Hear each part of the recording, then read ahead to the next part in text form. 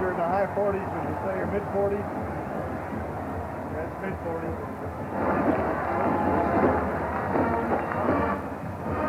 I'll do away your bone boots.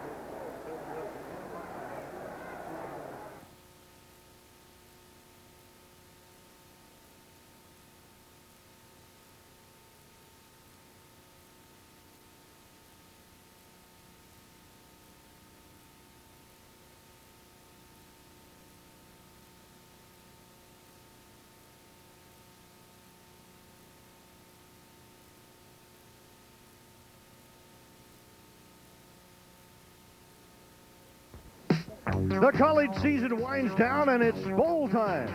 Tonight, the spotlight is on Memphis, Tennessee, and LSU coach Bill Arnsparger brings his 9-1-1 Tigers, led by quarterback Jeff Wickersham, the school's all-time passing and total offensive leader, to face the 8-3 Baylor Bears of Coach Grant Teff. Senior Tom Mickey was the top passer in the Southwest Conference this season and leads an explosive Bear offense, averaging 390 yards per game. It's the Tigers and the Bears next.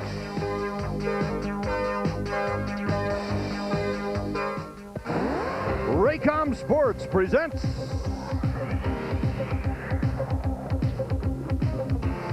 live from Liberty Bowl Stadium in Memphis, Tennessee, the 1985 Liberty Bowl Classic. Tonight, the Louisiana State University Tigers face the Baylor Bears in the 27th renewal of the Liberty Bowl Classic.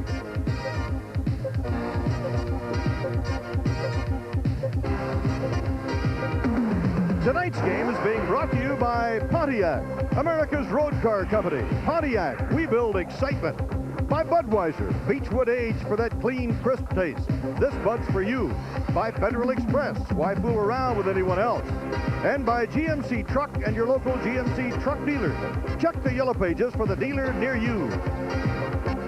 It's a beautiful night for football in Memphis, Tennessee. A balmy 46 degrees as the LSU Tigers of the Southeastern Conference get ready to take on the Baylor Bears of the Southwest Conference. Hello again, everybody. I'm Merle Herman to call the play-by-play, and with me to analyze the action, Coach Bud Wilkinson. Bud, these offenses are different, but the bottom line at the end of the season was about the same. That's correct. The concepts are entirely different. Baylor tonight will go from 22 formations, use a man in motion a third of the time. They have the press box coaches analyze the defensive adjustments and then go with those sets that appear to be the most effective. They play a lot of men. 2 quarterbacks, 2 offensive lines, 8 running backs, 8 wide receivers. Try to stay fresh. And this pattern of offense has averaged 390 yards per game. Now, the LSU attack will look much more similar to you attacks that you're used to see. It's a tailback offense built around a great quarterback who has the classic drop-back moves, the rollout, the bootleg, complemented by great running backs and a fine offensive line. Great balance between pass and run, and they have averaged 389.5 yards per game. That's just a half a yard different than Baylor, so you can't be any closer than that. No, sir. Also in the booth with us tonight to analyze the action is the former collegiate and pro linebacker, Kevin Kiley. Kevin, both these clubs have very effective defenses. They're great defenses, Merle, and LSU is a linebacker-oriented defense that gives up just a shade over 10 points a game. You know I love it, linebackers, and why not? They've got an All-American, Michael Brooks, a leader. If you run at him, he'll knock you down. If you run away from him, he'll chase you, catch you, probably knock you down anyway. Remember one thing, that LSU has only played one other option team this year, Mississippi State. They beat them by 2 points, but they had an awful time with State's offense. They gave up 464 yards in that game. Now, Baylor, they have their secondary is really the strength of their defense. They have 2 great ones. Thomas Everett, he's an All-American, and Ron Francis, who led the Southwest Conference with 6 interceptions this year. The strength and probably the key tonight, the 2 big defensive tackles. They've got to stop that great LSU running game. And I'll tell you, tonight, Merle, points are going to be hard to come by. And both these teams just barely missed winning the conference championship in their league. Southeastern Conference, LSU, Baylor, the Southwest Conference, back with the Liberty Bowl Classic after this. Pontiac. That'll be young Jack up for the weekend. Probably driving that new Pontiac he was talking about getting. Prestige car. Young Jack? Nah, performance car. Baloney. Young hotshot like that want prestige. Your hat. Guy's a car nut. Performance. Prestige. Got me a new Pontiac Grand Am, boys. See? Told ya. We build excitement, Pontiac. This Bud's for all that you do. You keep America going. You keep the juices flowing. You are the muscle, the hope and the hustle. You keep the country growing, and you make America work. And this Bud's for you. Here's to you, Beechwood Age, for that clean, crisp taste that says Budweiser. This Bud's for you. Boys got what it takes. Full tilt, all out, holy flakes. Nothing halfway, nothing sweet. Just a great big crunch of good whole wheat. Yeah, hey, banana, move aside. These big flakes got nothing to hide. Wheaties, Wheaties, good whole wheat. Now go tell your mama what the big boys eat. All you gotta do is smell the coffee, splash on Old Spice.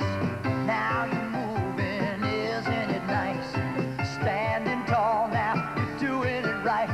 Pour out a handful, splash on some spice. Nobody sends more guys out there than America's favorite, unmistakably masculine Old Spice.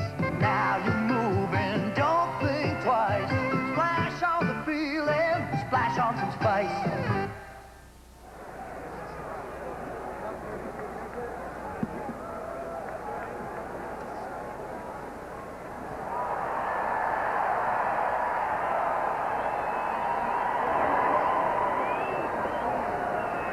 Ladies and gentlemen, welcome to the 19...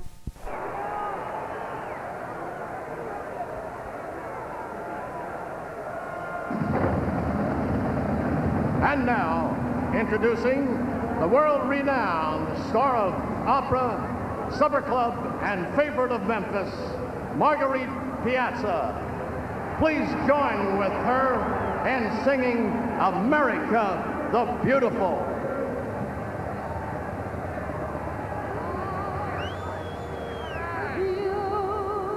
Beautiful, for spacious skies, for amber waves of gray, for purple mountains, majesty above the fruited plain.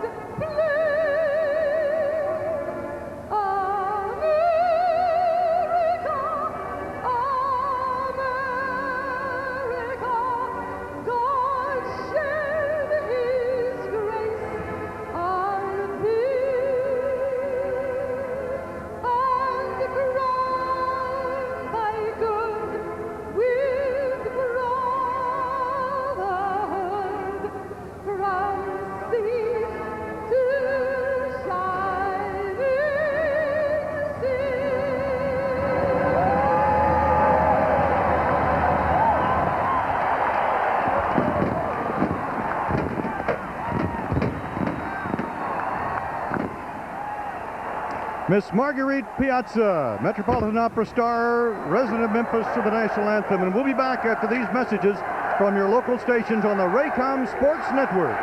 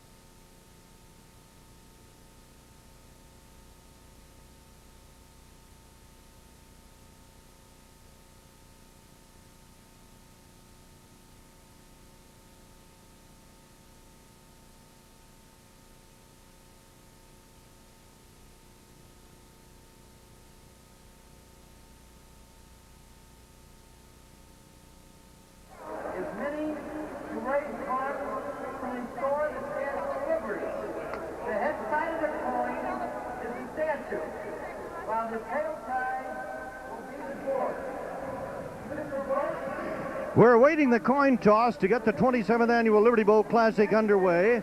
As you can see, Baylor has brought out a lot of co-captains, and referee Otho Kortz has got a real job if he is going to introduce all the players. He got it, Tail. LSU has won the toss.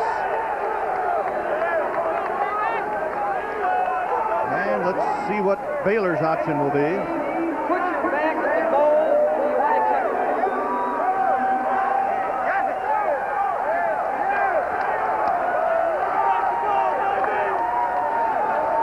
All right, the officials, Otho Kortz of the Big Ten, the entire crew is out of the Big Ten. That's Grant Tapp in his 14th year as the head coach of the Baylor Bears, and he's done an outstanding job. It's a beautiful night here in Memphis. We mentioned the temperature in the mid-40s as we came on. It has been cold, but a very comfortable 46 degrees and a very slight wind out of the southwest at 6 miles an hour. And this is just about ideal football weather for the Baylor Bears, who have won 8 and lost 3 in the regular season, and for the LSU Tigers, who won 9, lost 1, and tied 1. Baylor just missed winning the Southwest Conference title in a loss to Texas at the end of the season, and Coach Bill Arnsbarger's Louisiana State Tigers lost only to Florida and tied Alabama during the regular season. The officials are all from the Big Ten. We mentioned Otho Kortz will be the referee, Bob Pickens, Bob Colburn, Tom Hoffman, Michael Sheehan, and Tom Klein, and an old neighbor of mine, Bill Carollo. That is Tom Mickey, and you're going to be seeing a lot of this young man tonight. He was the Offensive Player of the Year in the Southwest Conference, and as Bud mentioned at the outset of our telecast, Baylor will use the tandem quarterback system, and he will be talking more about that a little later on. It'll be Matt DeFrank to kick off for LSU. He's a sophomore from Fort Walton Beach, Florida. And going back deep for the Baylor Bears will be Derek McAdoo and Randy Rutledge for the return. And we're all set to enjoy the 27th Annual Liberty Bowl from Liberty Bowl Stadium in Memphis, Tennessee. And we're underway as the line drive kick goes down the sideline and out of bounds. And that will bring the ball back, and a 5-yard penalty will be assessed, and we will have another kickoff. Now, Bud, does that take a little bit of edge off the start of a ball game? The thing that you're most concerned about are the coverage men. They're going to sprint down the field. That one went out of bounds so quickly that it didn't really have to run the full distance. When they run the full distance and the kick goes out of bounds, they come back, line up, have to cover again, and they're not quite as fresh, not quite as aggressive. Bill Arnsbarger has won 17 games in his first 2 years as the head coach of LSU. Last year, he took the Tigers to the Sugar Bowl. This year, he has them here in Memphis in the Liberty Bowl. Once again, Matt DeFrank will be kicking off this time from his 35-yard line. Derek McAdoo and Randy Rutledge, two fine return men, are back for Baylor, and we'll do it again. This one comes right down the middle of the field. It'll be taken on the 5-yard line by Derek McAdoo. McAdoo brings it out across the 25 and has dumped it about the 26. Brought down by Johnson, number 45, a 21-yard return, and let's go to the Baylor offense. And their backs are outstanding. Mike is a starting quarterback. He'll be backed up by Carlson. Both running backs are good, and they have a lot more. Their wide receivers are excellent. Foran's a tight end, also a good pass receiver. And their offensive line is the key to the game, of course. Addicks at center and the right side of the line. Bates and Cochran being the key men. Pruitt and Clark are the wideouts, coming to the right in a slot. And it's first down and 10. McAdoo and Sargent are the running backs. And Mickey goes up to the top on his first play of the ball game and completes a pass to the 33 as Matt Clark is on the receiving end, and Norman Jefferson, number 12, the weak cornerback from Aurora, Louisiana, to make the tackle. Now let's look at the LSU defense. That defensive line primarily to keep those linebackers running free. Henry Thomas has 2 block kicks, so we'll look for him in special situations. Michael Brooks, a great player, has 8 sacks. He leads the team, and 2 interceptions, but the other linebackers are excellent also. The guy to look here is Norman Jefferson. He has 3 interceptions on the year in the defensive secondary. Okay, Kevin, McAdoo gets the call. He is at the 35, and Toby Caston, number 69, the weak side linebacker out of Monroe, Louisiana, on the stop, and they're short of a first down by a yard or so. And this is what really Grant Teff hopes to have happen all the time. He loves that third down and short because it gives them a chance to make a big play either with a run or a pass. He comes on with a tandem offense, as he call it. They go to a power I, and Stockamer, who is the short yardage tailback, is into the ball game now. And Stockamer scored 6 touchdowns this year. In fact, he scored 1 off of the short yardage play, and he's got the first down with plenty to spare. You could almost bet that Stockamer will get the call, and he did. And Chris Carrier, the free safety, number 11, knocked him down after a gain of about 6 or 7. Great job by the short yardage offense. Attica and Kyle Lane on a super block on the middle guard. Henry Thomas, number 96, they pushed him right off the ball and created a lane on the left side, as you can see there, and they were able to pick it up. They've made short yardage 86% of the time this year, so Baylor can run from the short yardage situation. Ben Baker is in, split wide to the left side as Mickey on the option is going to keep the ball and gets near the 45-yard line. LSU's Sean Burks, number 57, the strong linebacker out of Baton Rouge, makes the stop just short of the 45-yard line in Baylor territory, where it'll be a second down coming up and 7 yards to go. And I think that LSU is most concerned about the option offense of Baylor than they are any other part of their attack. They've used it effectively. They run the veer option, and they have the 3 options, and they usually pick the one that is the most wide open. Darnell Chase, a world-class sprinter, is now in as a wide out for the Baylor Bears, and they go to the draw. And it's McAdoo right up the middle of the midfield stripe. Just about at the crown of the Liberty Bell. Eric Hill, number 54, makes the stop. And if your offensive line can really drive off the mark, as you see Baylor doing here, they knock everybody back. It's a draw play. The LSU team trying to get back to the passer was able to be turned by the offensive line. The daylight was there, close to a first down. And again, we have a third down and short, and Stockamer is in that power I, strong to the right side. Stockamer into LSU territory, and he may be a little bit short. If he made it, it'll be by the nose of the football. If he missed it, it's got to be an inch or so. Good reaction by the LSU defense. Yates is the back that sets to one side or the other. As we see Stockamer coming in, there's not as much daylight as he's used to seeing, but he's a strong back. Even though he's a tight end, he drives in there hard, lowers the shoulder, and now we're getting the measurement to see if he did pick up the first down. Any part of the ball will do it, and down go the sticks, and yes, he is short. And Baylor is faced with a 4th down and short. And let's see what the Bears do here early in the ball game with 12 minutes and 7 seconds left to go. Grant Taft has a wide open offense, and he is liable to do anything. Got great confidence in this tandem attack on short yardage, so they're going to go for it even though it's early in the game. And it's near the midfield stripe, but just barely in Bill Arnsparger's LSU territory. Stockamer is the tailback of the power I. Stockamer dives over the top. It looks like he made it. He gets near the 47-yard line in LSU territory, and that would be good for a first down as Sean Burks, number 57, the all-SEC selection, makes the tackle. And he is quite a performer. We'll take a look at the tandem offense again with Stockamer lined up at tailback. Comes straight ahead, following the block. There's a Mac in front of him. It dives, gets up in the air, falls forward, picks up the first down. Well, Thomas, the nose guard, but he gets pushed back a little bit, and what happens? Watch 57, a linebacker. He gets off his block. He's trying to get over there, but Burke can't get there because Thomas has been pushed back in his way, and Stockamer is able to get over the top for the first down. Mickey on a flip, coming back to Sargent, and the LSU defense reacts, led by Michael Brooks, the All-American, number 94, and you'll see plenty of him tonight. Norman Jefferson, another All-Southeast Conference selection, coming up to help out, but Brooks, 94, usually needs very little help. They plan to run right at Brooks some tonight because normally a man who covers the field as well as Brooks does doesn't stay home very well. And if you run right at him, he's not used to taking on direct blockers quick. A loss of 3 yards, and log that to Michael Brooks. Horace H., 23, Leland Douglas, 17, are now in the Baylor lineup as the wideouts as they continue to change. Mickey, straight drop, throws to the far sideline, completes it to H. And H dropped the football, but let's see if the reception was good or not. It was not. Very close. We see Yates starting downfield.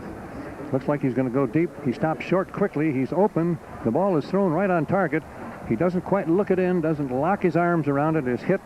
The fumble comes out. Incomplete pass. And credit Kevin Guidry, number 27, the strong quarterback, with a very solid hit there.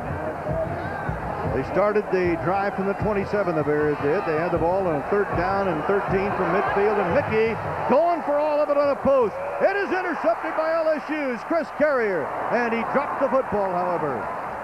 Good thing he did drop it. Oh, boy. He was too close to that goal line. I don't think they're very likely to punt inside the 5-yard line.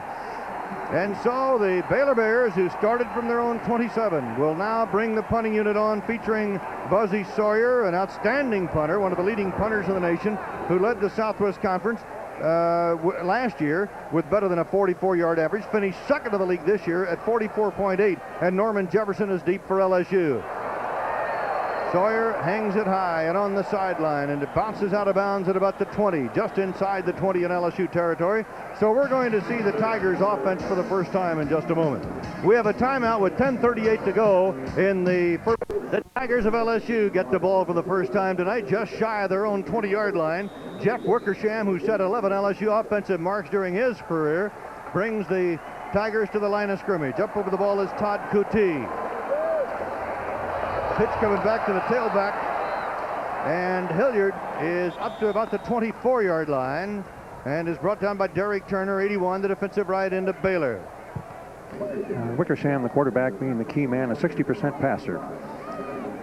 And the wide receivers, Davis is averaging 15.1 yards, McGee 15.3 per reception, and the key man on the offensive line is Coutee. The starting center, Albergorn, is out of the game. And the single setback is Dalton Hilliard. McGee is split out wide to the right side as Wickersham goes to Hilliard. Hilliard on a cut gets up to about the 28 and is thrown backward, but his progress will be marked near the 29 as Robert Waters, 44, the weak side linebacker, and Anthony Colvin, number 6, the right quarterback, make the tackle. Let's look at that defense now. Baylor Bears is a good defensive line. Sheffield, Grumbine, the tackles. They have to play well. Turner is a great player. Berry is a great linebacker. Jamison has to play well in the middle for the defense to work. And a defensive back, Francis, has 6 interceptions, and Everett's the All-American. All right, Kevin Kiley, and it's 3rd down and 1 coming up. Wingman to the right, Hilliard and James are the split backs. And guess who gets the ball?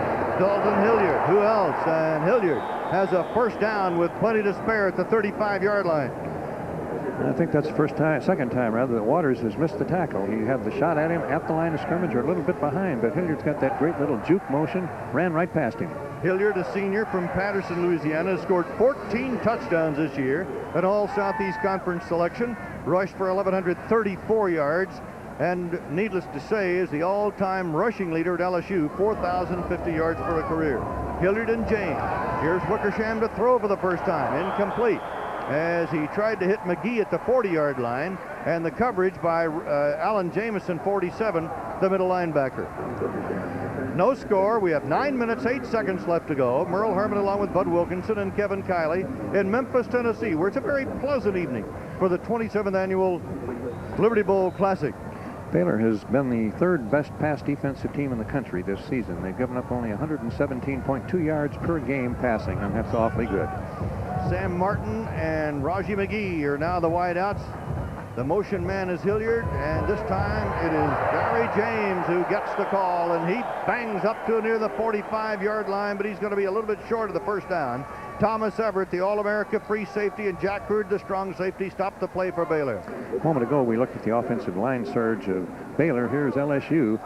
The offensive linemen should beat the defense to the punch because they know when the ball is going to be snapped, and if they move with the quarterback snap, they can get the jump on the defense. Tigers have that great running tandem of Hilliard and James, and here they are with 3rd down and short. It's Hilliard. Flags go down, and there's a fumble on the play. Baylor might have been offside, but might have been drawn offside, so we'll wait and see what the flag's all about. Greg Rathjen, number 13, as you see there, was in there, and it's an offside call against Baylor, so that will give LSU a first down on the penalty. It looked like they jumped on the cadence because it was 2 players on there's a player on either side of the line, and usually if it's movement, 1 player will jump, but you had 2 players jump together, and generally they'll do that when the quarterback alters the cadence. And of course, Wickersham's been around a long time, and you can watch his mouth moving a little bit. See everybody jumping? That's generally, if there's 3 guys along the line like that that jump, it's because it's sound and not sight. LSU first down, Tiger 49-yard line. Hilliard and James are the running backs. McGee and Davis are the wideout. 595 pounds of Floridian. Once again, it is Gary James, but he cannot quite get outside as Robert Waters and Ron Francis, the weak side linebacker and the left cornerback, came up to make the hit in Baylor territory after a gain of a couple.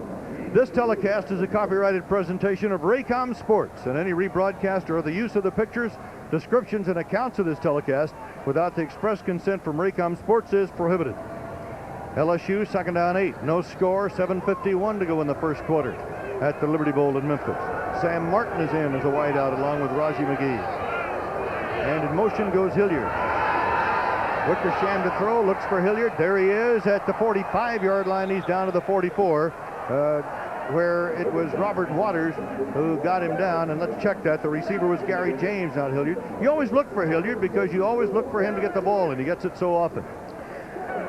LSU likes to throw to their backs. They've got great speed at wide receiver, but the bulk of their ball possession passing attack is to the backs coming out underneath the linebackers.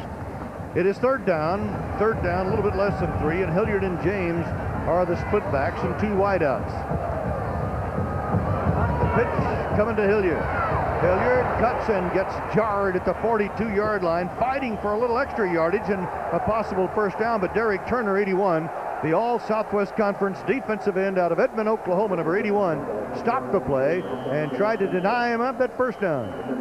Derek Turner is an all-conference player in the Southwest Conference. He's the right end, and you wonder why. Number 81 has got to be able to neutralize blocks on the corner for that defensive unit to be successful. Watch number 81. He has to hold his ground with 2. There's a guy fighting to get at him there, and he can't get at him. And Turner able to play off the block and get under the ball carrier Hilliard. That's a super job by Derek Turner. If he can do that, they're going to go the other way. And Turner was also injured on the play, and he is still down. He took a severe jolt with that tackle in the shoulder. There's no score in the Liberty Bowl, and we'll return to Memphis right after this. Ball game as the defensive right end replaced by Paul Lee, number 92 for Baylor. 4th down and short. LSU going for it, and they fumble the football. It looks like Baylor has recovered. Gary James coughed it up, and Ron Francis, a running back a year ago, and now a defensive quarterback for Baylor, number 11, recovered it. So the Bears have it 1st and 10 at their own 40. LSU has fumbled the ball 34 times this year. They've gotten back, I think they've gotten back 14 of them, so they've lost 18 of them, make it 19. This is kind of unusual for a team that is not an option-oriented team. Now, this is a straight handoff to James. Good penetration and a great play. I missed his number there. He got his right hand on the ball and popped it loose. And Baylor is very opportunistic. They have great confidence, and they feel they can get a turnover when they need it. Tom Mickey on the option goes to Jackie Ball, and Ball is up to about the 44, and Chris Carrier, number 11, the free safety from Eunice, Louisiana, right there to meet him near the sideline. 6 minutes, 20 seconds to go down the first period, no score. But and against the veer, someone has got each of the men, the handoff man, the quarterback if he keeps the ball, or the pitch man, and that time they had all of them covered extremely well. Horace H. has brought the play in for the Baylor Bears. John Simpson, a world-class sprinter, is split wide to the left for Baylor as Mickey on the option is going to pitch to his tailback, and that play won't go as Jackie Ball is cut off at the pass, and very effectively by Sean Burks, the strong linebacker, number 57 from Baton Rouge. All right, when your defense in the option, especially at linebacker, what you've got to do is penetrate. Now, Hill, he has to make a decision here. He didn't, but the quarterback pitches it anyway. Mickey, the other linebacker, I think it's Burks, comes up, he gets penetration, and makes the tackle. The most important thing against the option defensively is to force him to make a decision instantly so your defense can react. LSU did it on that play. On 3rd down 7, Ben Baker and Matt Clark are the wideouts, and Mickey on a straight drop under a rush, fires away, incomplete, near the midfield stripe. The coverage by Norman Jefferson and Robert Williams coming out of the backfield could not hang on to the football, and the punting unit will come on for Baylor. And that means Buzzy Sawyer in for his 2nd punt of the night. That was the 2nd pass that Baylor has dropped, and Mickey threw the ball right on the numbers again. They're going to have to catch those balls. Against this defense, if you drop passes, you're going to have difficulty moving up the field against LSU. So on 4th down, Buzzy Sawyer from Waxahachie, Texas, an all-Southwest Conference kicker, will punt it away. Guidry and Jefferson are deep for LSU. Good kick, and the ball is going to roll back into the end zone just barely, and so the ball will come out to the 20-yard line where LSU will have it. 1st down and 10, but we had a flag on the last play, a 57-yard punt, if it stands. So let's see what the flag is about. Otho Kurtz of the Big Ten, the entire officiating crew from the Big Ten Conference. LSU indicating the penalty was against Baylor. We'll check it out. Here comes the decision. Well, this game could very well come down to a special teams play or a field goal. I mentioned earlier that LSU has given up just a shade over 10 points a game. Baylor gives up about 15, and any kind of small mistake that resulted in 3 points could cost one of these teams the game, because it could very well be a 3-point game. A clipping penalty signified against the Baylor Bears, and right now Sean Burks, 57, one of the co-captains of LSU, in there discussing the situation. Burks, by the way, was just recently married. In fact, just the last day or so, wasn't he? So let's wish him well, and congratulations on his marriage. Very emotional football player. A great leader, not the best athlete on the team, but as far as the impetus given by leadership, he's the team's best. Here comes the 15-yard walk-off, taking the ball out to the 35-yard line on the clipping call.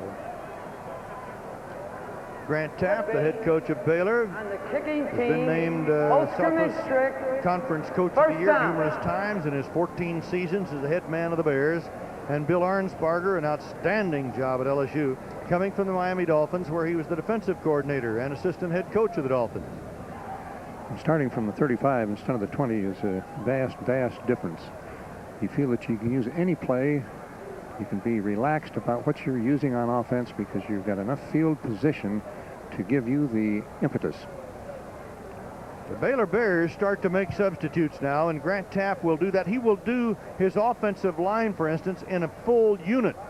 He does not hesitate to do a complete switch with the offense and also the defense.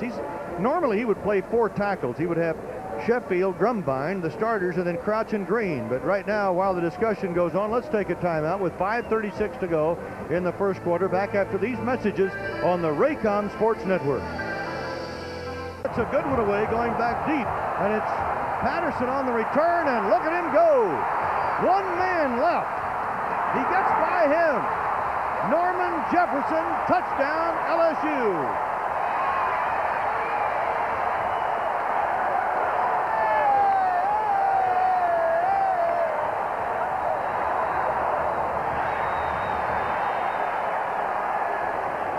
Norman Jefferson running one back all the way on the second punt. A 79-yard return, a 50-yard kick, and LSU is on the scoreboard first, and now we have to go back and explain why that Baylor had to kick over on that penalty, on the clip. They had a dead ball fall when the kick went into the end zone. The clip was called. They moved the ball back, the clipping penalty, and had them punt the ball again. It was a great kick, but also a marvelous run back by Turner. Ron Lewis for the extra point try. Doug Powell, the quarterback, is holding. LSU on the scoreboard first, and now leading by a score of 7-0. So the Tigers draw first blood on a tremendous return, 79 yards. Let's look at it. And you can see that Turner catches the ball here. He gets one good block, and now he gets the wall of blockers. They pick up everybody, and he's got great foot speed. It's a foot race now. Sawyer comes over, try to get to him. He doesn't hit him hard enough to knock him out of bounds. He maintains field position, takes it into the end zone, and he's signaling number 1 all the way. Coach, I played a lot of special teams, and what you have to do, you have to stay in your lane, and these guys overran it. You also have to make sure that you stay shoulder to shoulder when you go down the field. Jefferson pointing at people as he runs down the field. That shouldn't happen. And now when it becomes a foot race against the kick returner, generally your big guys, look at the numbers, 89, 56, you're never going to catch that guy. That's a great run back, but probably more a lapse in the special teams and not keeping your position for Baylor. A couple of great blocks along the way by Toby Caston, and also LSU went into the end zone. Cody Carlson is now the quarterback for Baylor. This is his first series. From the 20, he pitches back to McAdoo, and McAdoo is shot out of bounds after a 5-yard pickup by Chris Carrier, number 11, the free safety. And guess who? Michael Brooks, 94, the outside linebacker who roams the field. Tell you what, Merle, on that play, Michael Brooks forced the pitch by Carlson and then made the tackle. I've never seen that before. He was the guy that made the quarterback give the ball up. He ran down the running back from behind. That's some speed, acceleration. That's everything you want from a linebacker. Brooks, a 2-time All-America. He's only a junior. He made everybody's All-America team this year. Baker and Douglas are the wideouts. split left and right for the Baylor Bears on 2nd down and 5. Cody Carlson pitches. He pitches the ball forward, and that made it a forward pass, so it's incomplete. Michael Brooks right there. His timing was bad on that, and he lost his poise for a moment. By the time he realized that he wanted to pitch the ball, the receiving back, trailing back, was in front of him, and so even though it looked like a fumble, it was really an incomplete forward pass. Coach, that's right. I noticed, too, the back was in front of him on that. What do you suppose happened? It looked like when he went to pitch it, the back had already passed him. He was way too slow making up his mind. Okay. Quarterback's fault on that? Yes. 3rd down 5. LSU leading 7-0 on a 79-yard punt return by Jefferson. Aites and Douglas are the wideouts for Baylor. Cody Carlson at quarterback. Throws back over the middle. It is completed for a 1st down to McAdoo coming out of the backfield. He's across the 30 and dumped at about the 32, possibly the 33-yard line. Eric Hill, 54, there to make the tackle. And he gets help from Jackson, the safety man, Greg Jackson, who sometimes is the nickelback. It is a 1st down on the 32-yard line of the Baylor Bears, and we have 4:21 to go in the 1st period in Memphis. And that's the 3rd 1st down by the Baylor Bears. The only time that they didn't make a 1st down was after they had recovered the fumble. Now the Bears go slot to the left with 2 burners, Chase and Simpson. They can really fly. Let's see what the play call is. Carlson option, Carlson back to pass. And he's got a man wide open. That is Simpson, or rather that is Darnell Chase, and the foot race is on. Simpson down to the 10-yard line. Simpson and Chase were both out there, and it is Simpson who winds up with a football on a 58-yard pass play. The thing that sets this up is the handoff fake, or the option fake. You see Carlson start to the outside, looks like a handoff, then he stops, drops back. LSU has reacted as though it were a running play, which sets up the receiver wide open. Simpson's got this world speed, but he can't quite turn it on quickly enough when he is forced to cut back to the inside. And you saw Darnell Chase looking for somebody to block there, but he just couldn't get to him. 1st down, 10-yard line. Baylor Bears on the move now. Carlson pitches to McAdoo. McAdoo to the 9, fumbles the ball, or did he? Eric Hill, 54, the freshman from Galveston, Texas, made the tackle. He's playing the outside linebacker spot tonight in place of Ron Sancho, who had a great year. He's had a high temperature here in Memphis. He will not play. He did not suit out, so a big load falls to Eric Hill. The scouting report must show that LSU is wide field conscious, because Baylor has tried to go to the outside from the narrow side of the field. There's just not much room there in college football. Clark and Aites to the wideout. 7-0 LSU. Aites split to the right side. Carlson keeps the ball himself and is brought down to the 6 by Michael Brooks, the All-America linebacker, number 94. And you see him everywhere. Henry Thompson, 96, the nose guard, who's also an outstanding big play man, helping out on the defensive play. When you get down this close with the LSU defense actually becomes more fun, I think, when you're backed up to your own goal line, because deception doesn't work that well, and they really got to pound it in on you so you can pound a little bit back, and I think that's what LSU is doing right now. It's a gut check. You just get up there and you got to defeat the block and try to keep that guy from going forward. Slot to the right side. 3rd down, 6 at the 6. Cody Carlson looks at the defense, wants a timeout. Jefferson's punt return with a way of 79 yards is a new Liberty Bowl record. So Grant Tapp does not want any mistakes here, and Carlson takes the timeout as the Bears are down at the 6-yard line with a 3rd down coming up against LSU. Tigers on top, 7-0, 2 minutes 37 seconds left to play in the 1st period. And again, what a break in the weather today. It was gorgeous in Memphis. The temperature up in the 50s, 46 at game time. Very wise time for Carlson to take time out. This is obviously the most important play of the game thus far for Baylor. They got 1st down on the 10-yard line after that great pass. Pretty good gain on 1st down, stopped on 2nd down, and this is the big one, or they're going to be forced to go for field goal. If you're not acquainted with the Baylor tandem quarterback system, Cody Carlson and Tom Mickey are so close in talent that Grant Tapp 3 years ago alternated them on plays. Each play he changed quarterback. Then he started to change by series. Now it's every 2 series. So Cody Carlson, who is a junior from San Antonio and will be the #1 quarterback next year for Baylor, is now running the offense, and this is what the combined effort of the Baylor quarterbacks have done this year. Pruitt and Clark are the wideouts. In a slot right, 3rd down 6 for Baylor.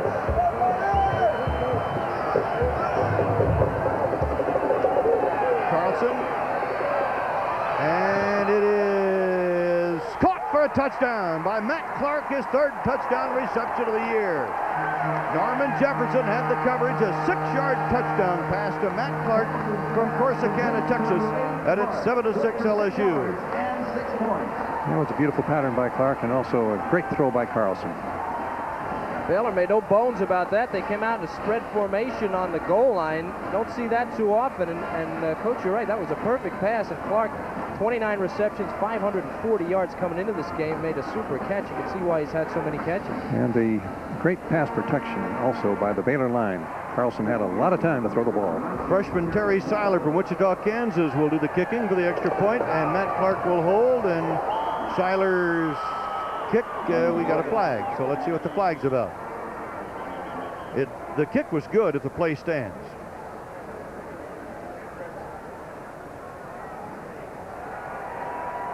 We have a penalty call against LSU.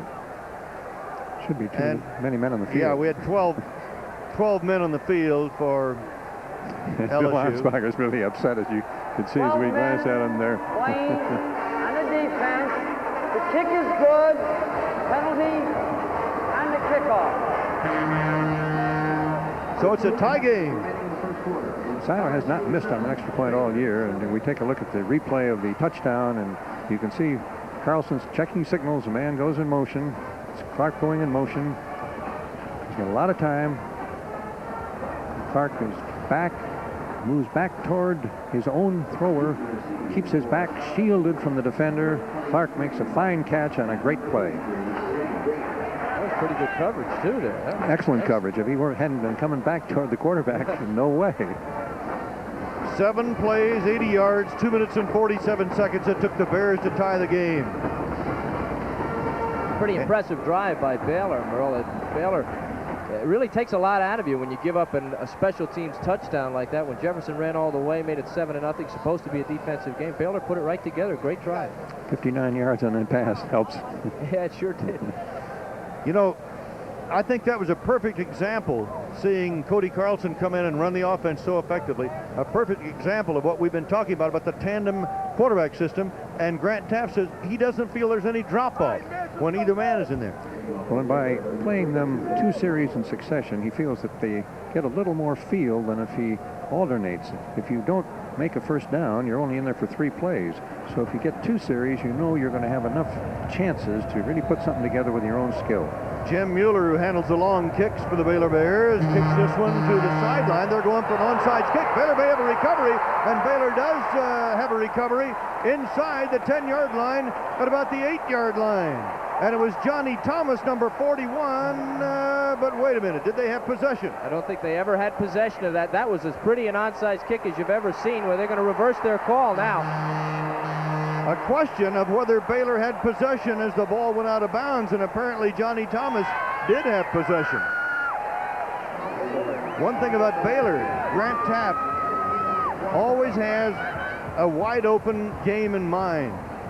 I think that hit an LSU player. I think it was on its way out of bounds, and it hit an LSU player and caromed down the field, and then Baylor got a hold of it. And whether or not they had possession, I think is the product of this discussion right now. Baylor thinks they have. Yeah, and I'm sure LSU is sure they didn't. A premature celebration. We don't know yet. Well, the officials get over in a huddle all by themselves, and Otho Kurtz, the referee, getting the opinions of the other officials on exactly what happened there and whose possession really belonged to.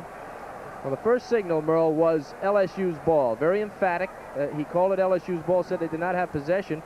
And evidently, from the reaction of the Baylor players, somebody reversed it. And now they're going to talk about it. 2.5 minutes to go in the first quarter. A tie ball game at 7, and we've got a good one underway for you in the 27th Annual Liberty Bowl. Originated by Bud Dudley in Philadelphia, moved to Memphis after 3 years in Philadelphia, and it's been an extremely successful bowl game, and you can tell from the reaction of Grant Taft which way that call is going. LSU will get the football. It appeared what happened was the ball might have been resting on the back of one Baylor player. Another was running down the field behind him. I don't know that either one ever had it. He said he never had it. Look at it. I had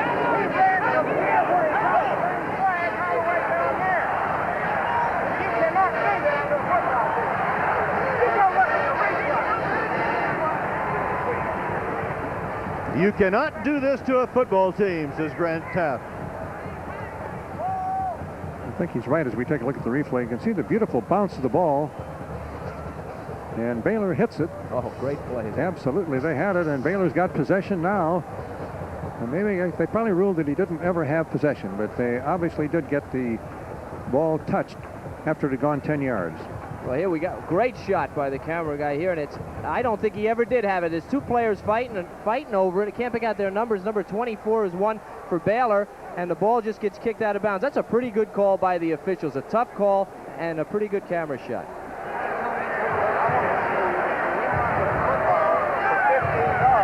It's our football. Well, you can't run it if you possess it. All right, my man said you did not possess it. It was a legally touched kick that went out of bounds. So when it went out of bounds, it'll be the receiving team's ball. That is what's told to me, and that's the way it's going to be. This man right here. All right, let's go. Let's go. And I think the referee did call it correctly. The Baylor touched the kick legally, but they didn't ever get possession of the ball. So the decision is correct. Isn't Grant Teff chairman of the Rules Committee? Yeah, but he can't change that call.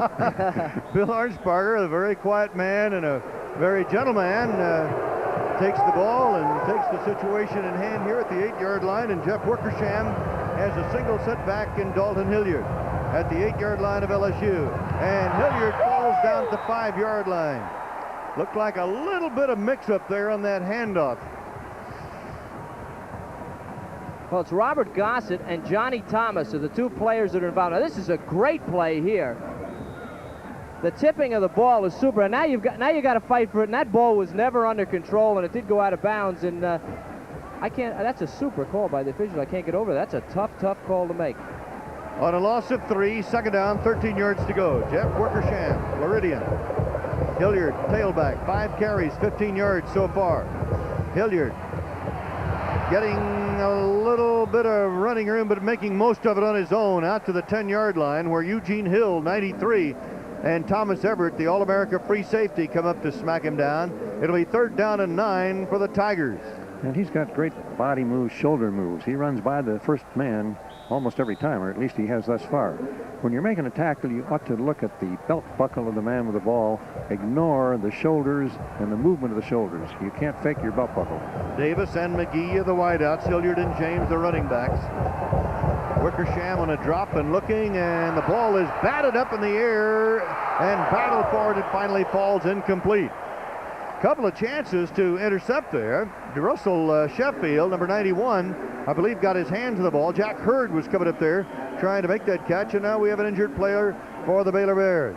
There hadn't been so many Baylor men with a chance to intercept it. They might have made it. They were all fighting for the ball.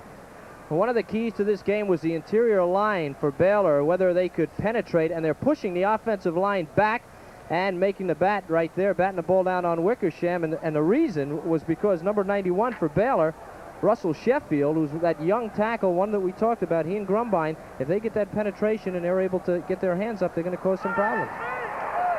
Anthony Coleman shaken up on the last play. They're still discussing that call, that onside kick call to the Baylor sideline. Matt DeFrank is in to kick with 1:12 left to go in the first half. And Ron Francis from Lamarck, Texas, is back on the punt return unit along with Thomas Everett. So Baylor should come out of this thing in very good field position. Ron Francis led Baylor in rushing last year as a running back. Now is on the defensive unit as a quarterback. Frank gets it high into the air. Excellent punt. Fair catch called for by Thomas Everett, and he fields the ball in Baylor territory near the 47-yard line of the Bears with 1:04 to go in the first quarter. A kick of 43 yards and a 4.4 hang time. Very good. So the Bears with their offensive unit, and Cody Carlson will be the quarterback again. This will be a second series, and we thank you for that greeting, and nice to be here for the Liberty Bowl Classic. If I was playing defense against Baylor, I think I'd go out of my mind trying to remember all the players, their strengths, their weaknesses. This can be very distracting to a defense, switching offensive units.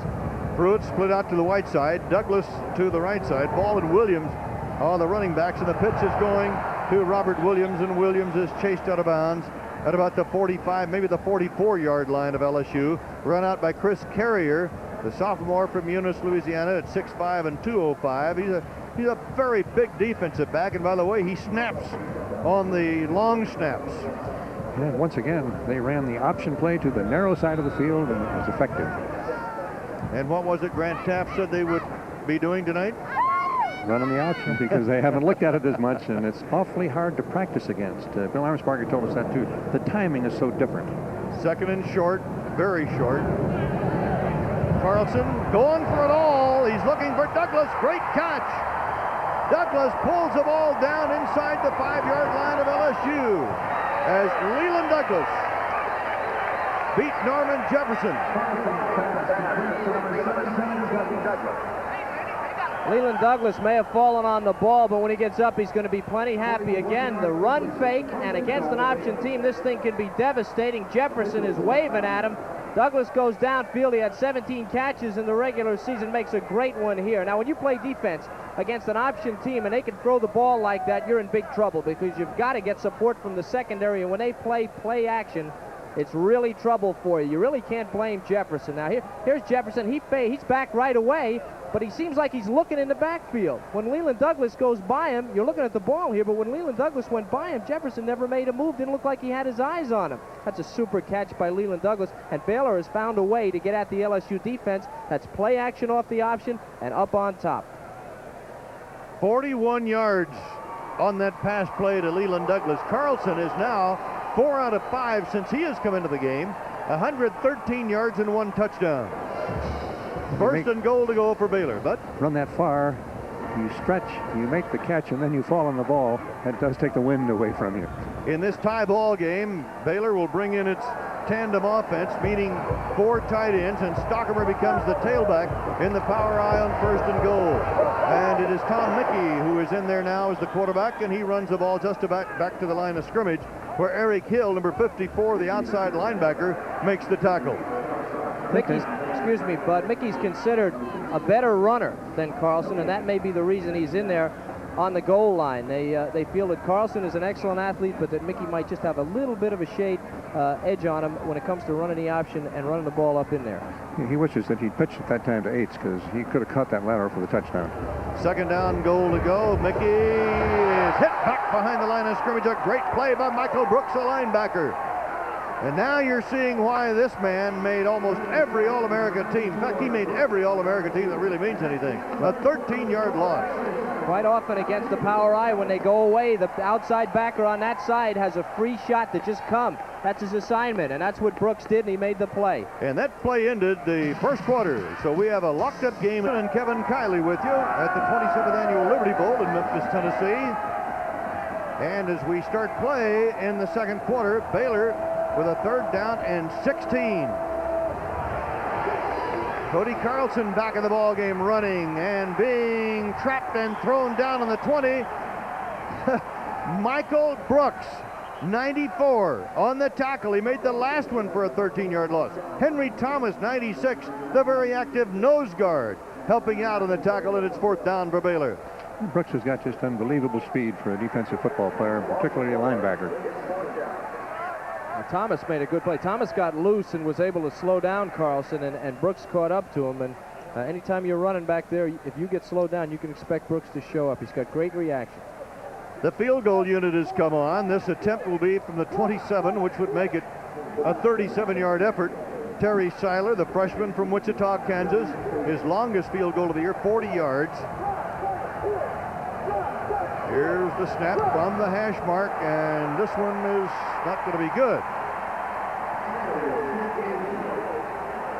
So, we still have a tie game. And we played about a minute in the second quarter. We have a tie here in Memphis, and we'll be right back at the quarterback. No score in the game. James in motion, and this is Hilliard. Outstanding run, but he coughs up the football. McGee fell on it. Great reaction by McGee, just remarkable. And Coleman right there on the stop for the Baylor Bears, and the ball will be set near the 24, and it'll be 2nd down and 6 coming up. It's a bad combination going on here for LSU. This is their 36th fumble of the year, and Baylor is known to cause fumbles at strategic times. That's one of the successes of their defense. That's just a great shot there by the defensive player with his hat on the ball. Back to the live action. Wickersham throwing to the near side to McGee. And McGee is across the 30, has a first down to the 32, and Ron Francis, number 11, the left cornerback from Lamarck, Texas, makes the stop for the Bears. A gain of 8. LSU has yet to prove they can move the ball offensively. They've scored on a special teams play, the punt return by Norman Jefferson, but Baylor has proven that they can get the ball up on top and pass for big yardage. As you can see, LSU hasn't thrown for but 5 yards. Baylor 119. The Tigers have to establish something offensively in this game. Davis, Martin, and McGee are 3 wide receivers, and they're now for LSU. Wickersham, counter coming back to the right side. That's Hilliard on a bit of a delay there up to about the 38-yard line. Byron Johnson, 39, the linebacker. Kevin Marsh, 97, the defensive end, on the stop for the Bears on the 37-yard line of LSU. And it becomes 2nd down and a little bit less than 5 yards to go. It was a slow trap play, a little bit of a delay in the backfield, but the trap was very effective as they blocked Grumbine. Dalton Hilliard, the all-time rushing leader, 4,050 yards at LSU, eclipsing Charles Alexander's mark. And Hilliard gets more yardage on this one, finding a hole on the right side up across the 45 to about the 48, but there's a flag drop.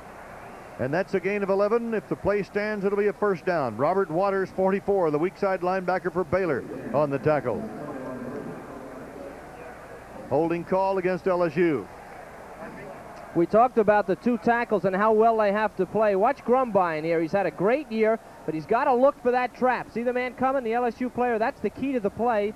Grumbine 77 blocked, and Hilliard, big runner room. Well, they're going to call this, I believe, a holding penalty on that, but Grumbine needs to look inside. When he's loose, he's not supposed to be. He has to realize that somebody's going to come and get him.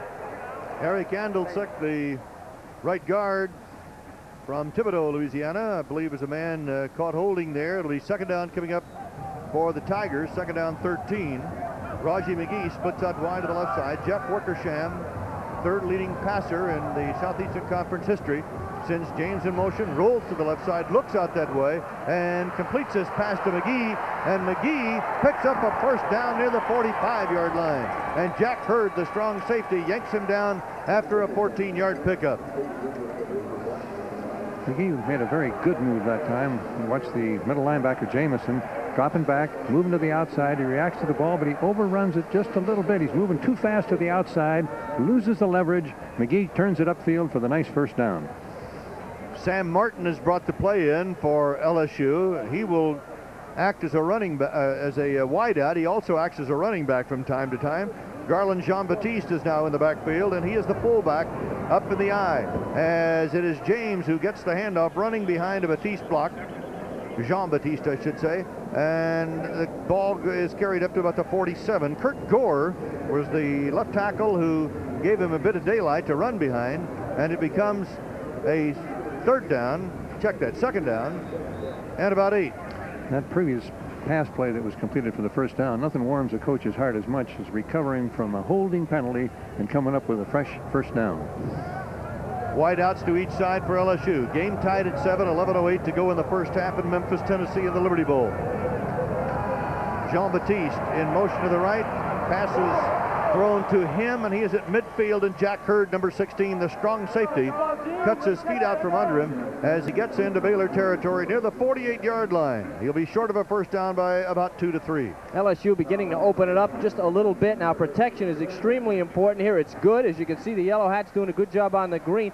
And Wickersham rolling out to get a little bit of space, and he hits Baptiste exactly where he has to hit him. Leads him just a little bit so he can pick up that extra couple of yards. And really very subtle, but that pass was exactly where it needed to be. Ray Brock is now in at center for LSU. The regular center, Nacho Albergamo, out of this ball game with a broken foot as Wickersham throws, and the ball is dropped by McGee. Little slant in, and the ball was there, hit him in the hands. He just couldn't hold on to it. It's an incompleted pass, and 3rd down and 3. Stay tuned later in tonight's telecast when we'll be selecting the Pontiac most exciting player of the Liberty Bowl.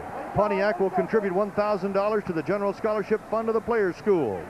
That's the most exciting player of the game coming up at the end of tonight's telecast. Matt DeFrank, who is an all-purpose kicker, will handle the punting assignment. He's averaged 38 yards a punt this year. Thomas Everett is back along with Ron Francis for Baylor. This game tied at 7. Frank hangs it well up into the air, and a fair catch called for by Thomas Everett, who takes the ball inside his own 20. They'll mark it around the Baylor 17.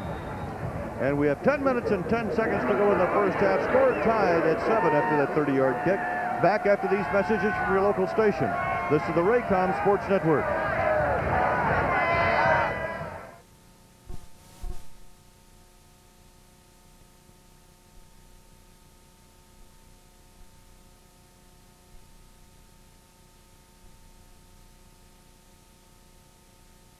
To try to adjust to the movements and the differences in the Baylor offense. John Simpson split out to the right side. Baylor goes to the run.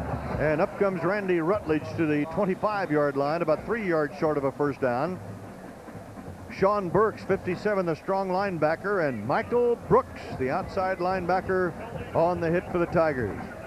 If they can make the straight-ahead handoffs go, it sets up everything else in their offense, particularly the fake of the handoff, the fake of the pitch, and then the pass play off the running fake. Coach, excuse me, Merle, isn't this a team that does everything to set up everything? They seem to just do everything at all times. That's what they're trying to do every time, is make them come up with a defense that they're not ready to handle. Third down and short. Perry is, I believe, short of a first down, as Steve Rehage and Sean Burks, the strong safety and strong inside linebacker, make the tackle. They may want to take a look at this. You know, one of the things we haven't seen tonight, I don't recall seeing anyway, is the no-back offensive set for Baylor. I think they're a little bit worried about getting a strong pass rush without any backs there to protect the passer if the blitz comes. How close? That close. Short of a first down. Grant Taft getting a little coaching help with the sideline, but the punting unit comes on. The Baylor center Addix is a key man in their offensive attack, and you can see the roll block that he makes here. Just takes the nose man Thomas, turns into the outside, opens the lane, and the ball carrier comes through for a short but important gain. What should the nose guard have done, Coach, to avoid that? He's got to get on balance, move back, and get higher than the offensive center when he rolls. Ooh, heavy traffic. Buzzy Sawyer kicking. Fair catch called for by Norman Jefferson, who returned 179 yards for the LSU touchdown. And the Baylor Bears have good field position, or rather the LSU Tigers have good field position at their own 40-yard line. 34-yard kick by Buzzy Sawyer. I was a little bit surprised they didn't go for the tandem offense and try to make the first down. 8:23 to go in the first half.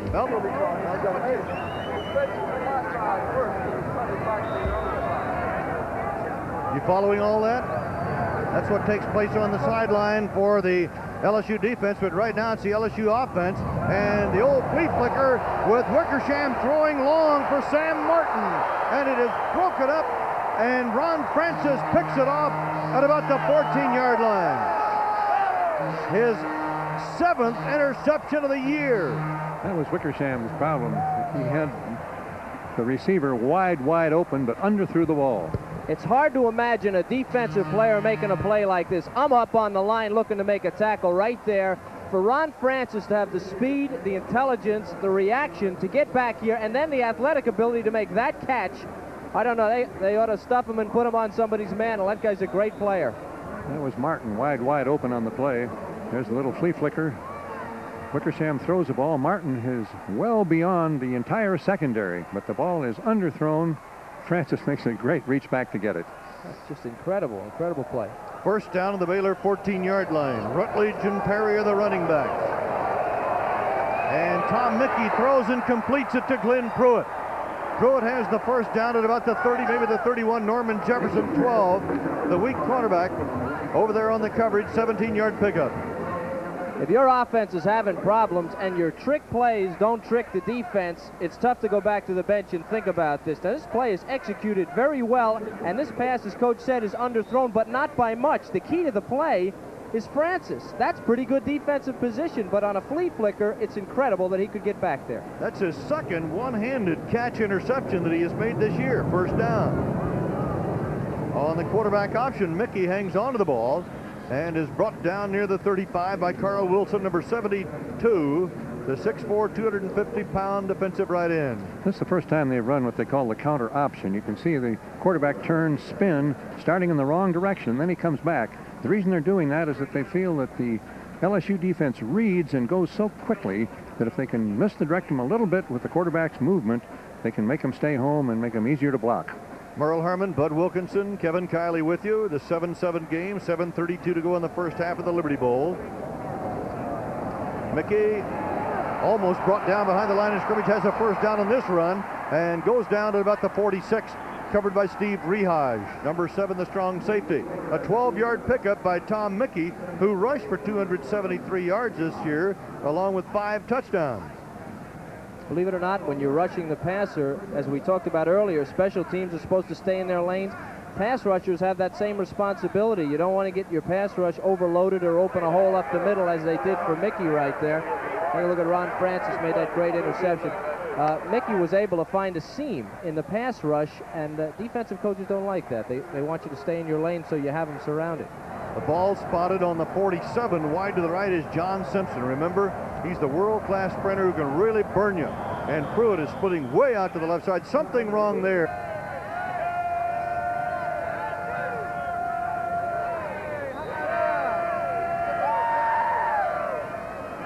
LSU scoring on a 79-yard punt return. Cody Carlson, a 6-yard touchdown pass to Matt Clark for Baylor.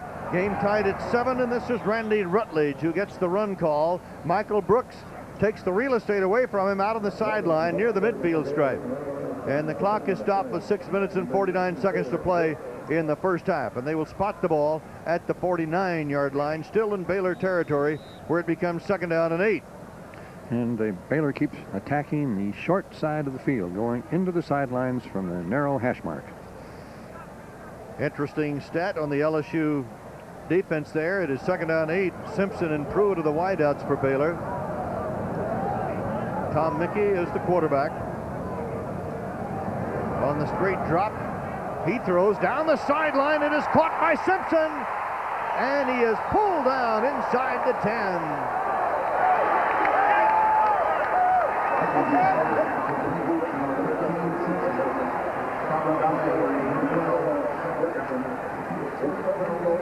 Simpson's a world-class sprinter, as everybody knows, and he simply runs right through the linebacker who tries to slow him up, then turns on the speed, and the pass is marvelously thrown.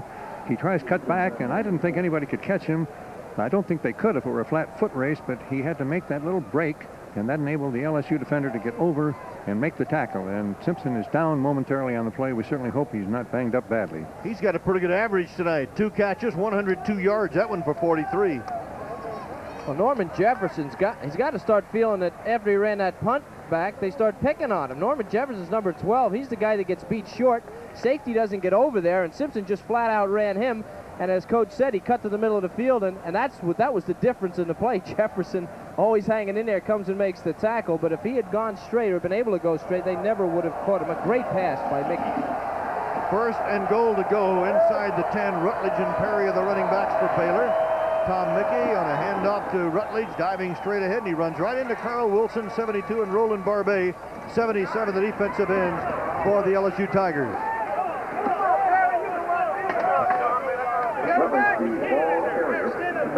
Simpson getting some attention on the sideline. Baylor was down here earlier in LSU territory. They did not score. This is an important drive for Baylor. If they get turned away here without any points, it'll be a little demoralizing for the offense. 5 minutes, 55 seconds left to go in the first half. Mickey lays it up there. It is incomplete. Intended for Rutledge coming out of the backfield. And Mike DeWitt, the free safety, number 18, who's now in there from Laurel, Mississippi, was out there on the coverage. Excellent defensive play. Good pass rush. He got rid of the ball, but receivers didn't have enough time to get downfield to get into their patterns. 5 minutes, 48 seconds to go. Grant Taft, 6 times named the Southwest Conference Coach of the Year. You know, when he came aboard at Baylor, there were some who suggested that the Baylor football program was down so badly that Baylor should get out of the Southwest Conference. Well, Grant Taft changed all that in a hurry. Third down. And a screen out to the right side going to Perry, and he is chased out of bounds by Mike DeWitt.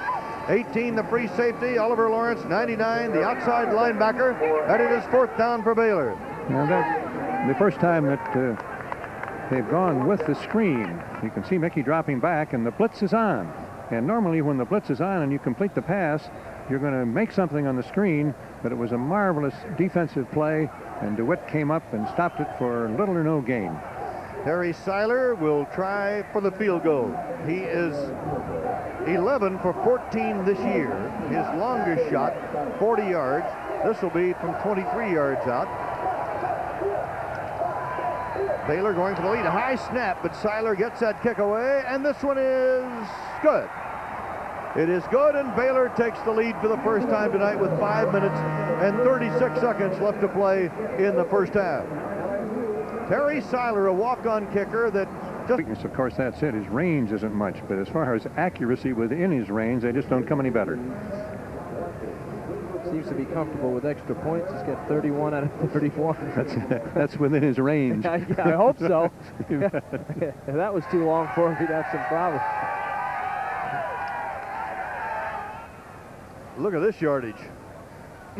LSU looks to me like they can run the football. They've not been able to put together a drive with any consistency, but they've made some very decent plays. Their passing attack just hasn't gotten untracked at all, and since that's such a vital part of their offense, they've got to get the balance between pass-run to get the Baylor defense really threatened.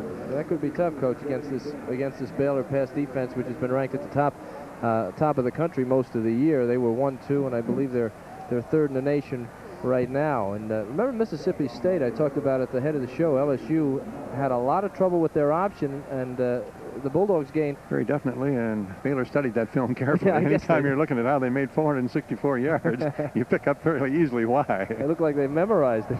Jim Mueller to kick off for Baylor. Sam Martin and Gary James are deep for LSU. This ball's going to go to James' side, and he fields it on his own 2. Tremendous return by Gary James out across the 30 to about the 33-yard line. A 31-yard return. Johnson, a linebacker, made the tackle for Baylor, and LSU has a first down.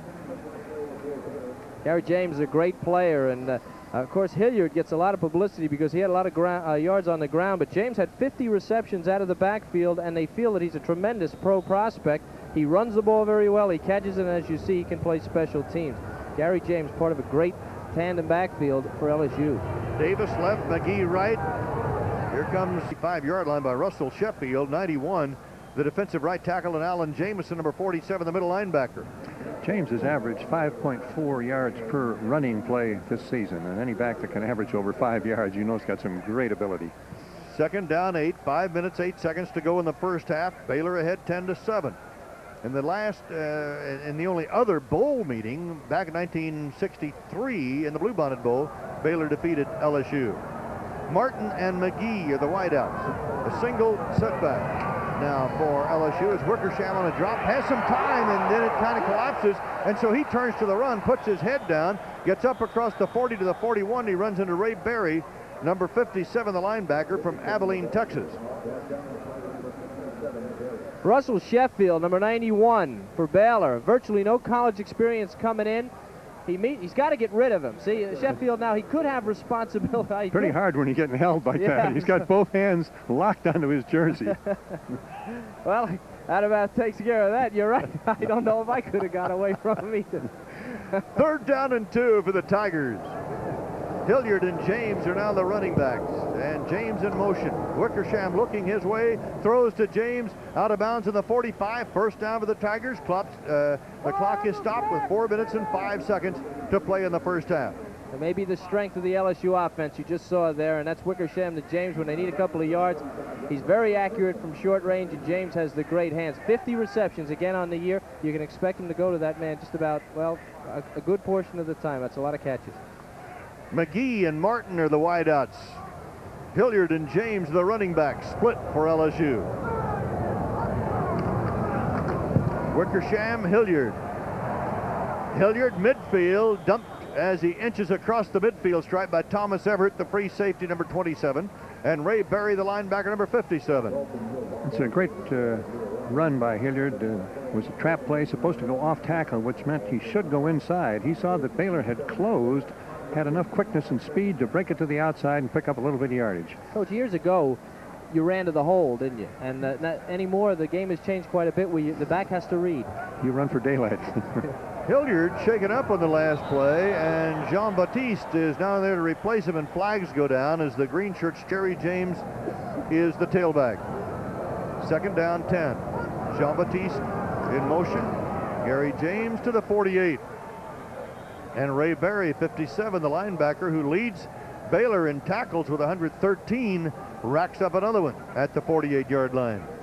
It's a very steady, very tough defense. They just don't have any weaknesses to make you really fight for anything that you get. Hilliard, who rushed for over 1,100 yards this year, has been held to 35 in this game on 10 carries. James, 6 carries for 20 yards. Jean-Baptiste, 44, is now in there as a running back. Wickersham in trouble, throws it over the middle. The pass was deflected. His arm was hit. Sam Martin was the intended receiver, and Barry, the linebacker, was coming. Well, Coach just said it. He said they have a very good, solid defense, and they had it all there. They had the rush and also the secondary. Now watch the pressure. Wickersham, he feels it breaking down. He wants to get rid of it. They're all over him, and I'll tell you what, from the secondary, they had him covered. There was just nobody open for LSU, and that passing game is hurting them. They're not able to get any yardage downfield quickly. Matt DeFrank has averaged 38 for the year, 37 in this game. Thomas Everett, Ron Francis are back deep for the Baylor Bears. With 2 minutes and 48 seconds to go in the first half. DeFrank belts it downfield. It's Thomas Everett, and Everett fair catches the ball at about the 14-yard line. So with 2:41 left in the first half, the Baylor Bears, leading by a score of 10-7, will take over a 39-yard kick. With a Baylor's defense in green has been ranked 1, 2, or 3 against the pass all year. The reason? They cover receivers. Wickersham is being rushed right now. Look at the green. Everybody has a man. And I'll tell you what, when you become predictable like LSU, they have to drive the length of the field late in the half. It can be very tough.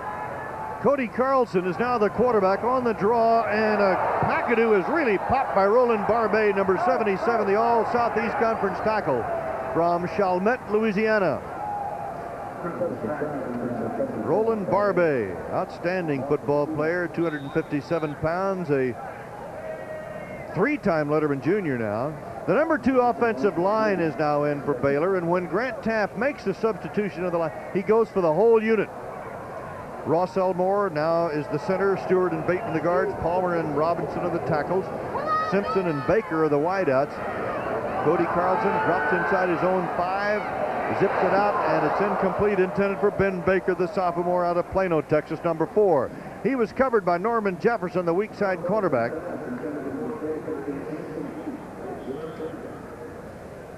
Baker is going downfield. Quarterback sees him, sets, looks at him a little bit too long, and then overthrows the ball. He's open, but the ball is simply overthrown. Baker is unable to make the reception. Coach, they went to a trips formation on that play, deep in their own territory. What does that do to the defense? Trips meaning three wide receivers to one side?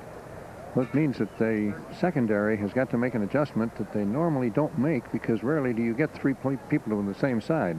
Usually you have 2 wide receivers and then either a wing back or somebody go in motion. When you have 3, somebody has got to change their pattern, come out of position to be over there to pick up all of the eligible men. What would you run against trips? The pass they just ran. What would I run defensively? Yeah. Blitz. You like the blitz, don't you? No, it is. There's nobody there. You see, when you don't have enough people to pick up the rushing safety or linebackers, you simply don't have the numbers necessary to defend the passer if you've got everybody out of the backfield. And when you got trips, you got everybody out of the backfield. So he'd have to throw it quickly, wouldn't he? Got to throw it quick, and that means nobody's going to get downfield very far.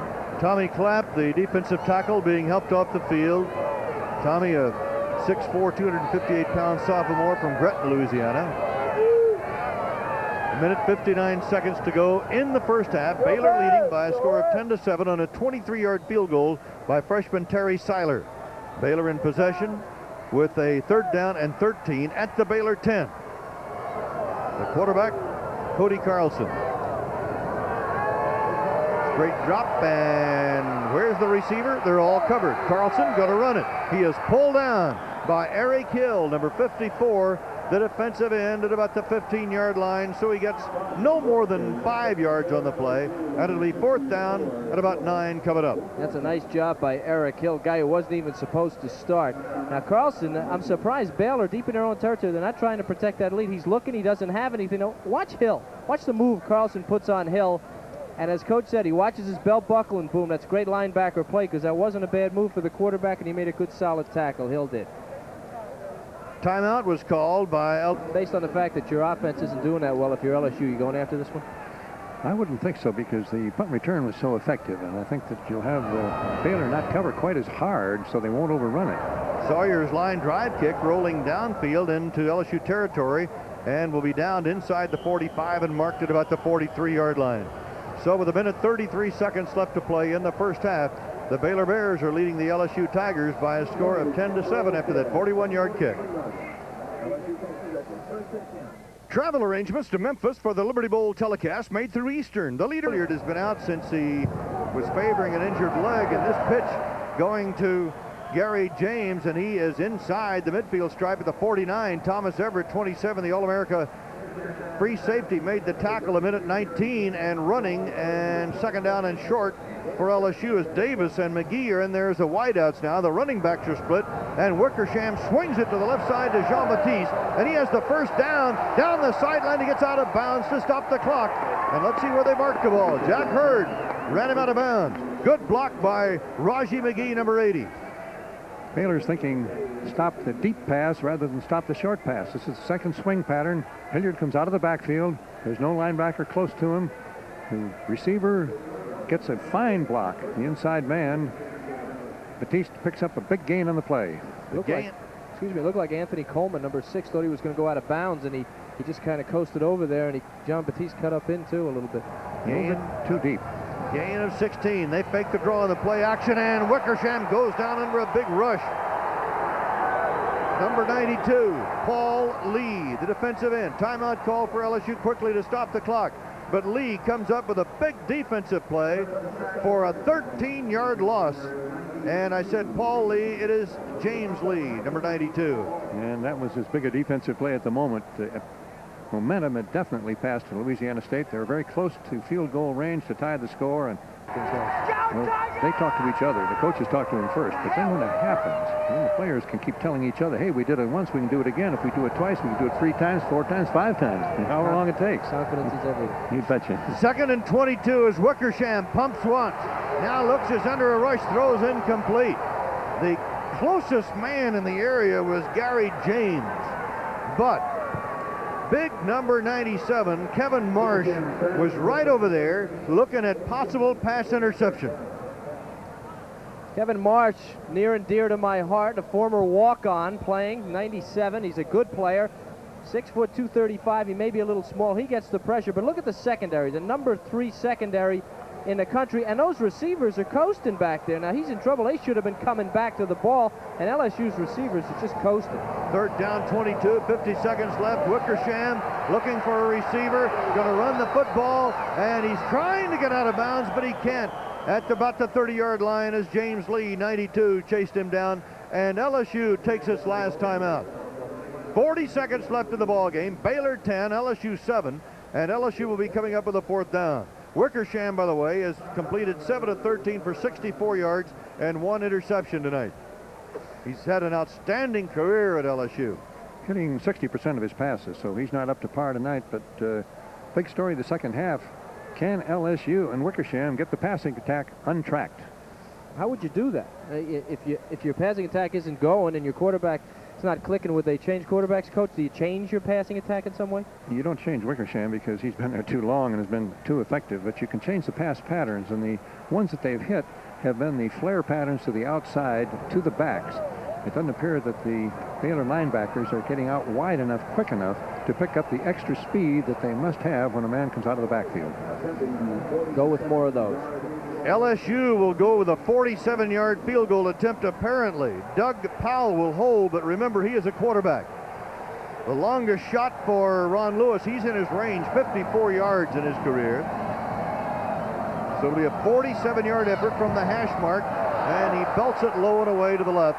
And Baylor will have 36 seconds left to work in the first half with a 10-7 lead. But what you're talking about, Wickersham's inability to get that passing offense going, what about that Baylor secondary, though? They just have, as Cody Carlson comes out as a quarterback, the junior from San Antonio. The number 2 offensive line is in for Baylor.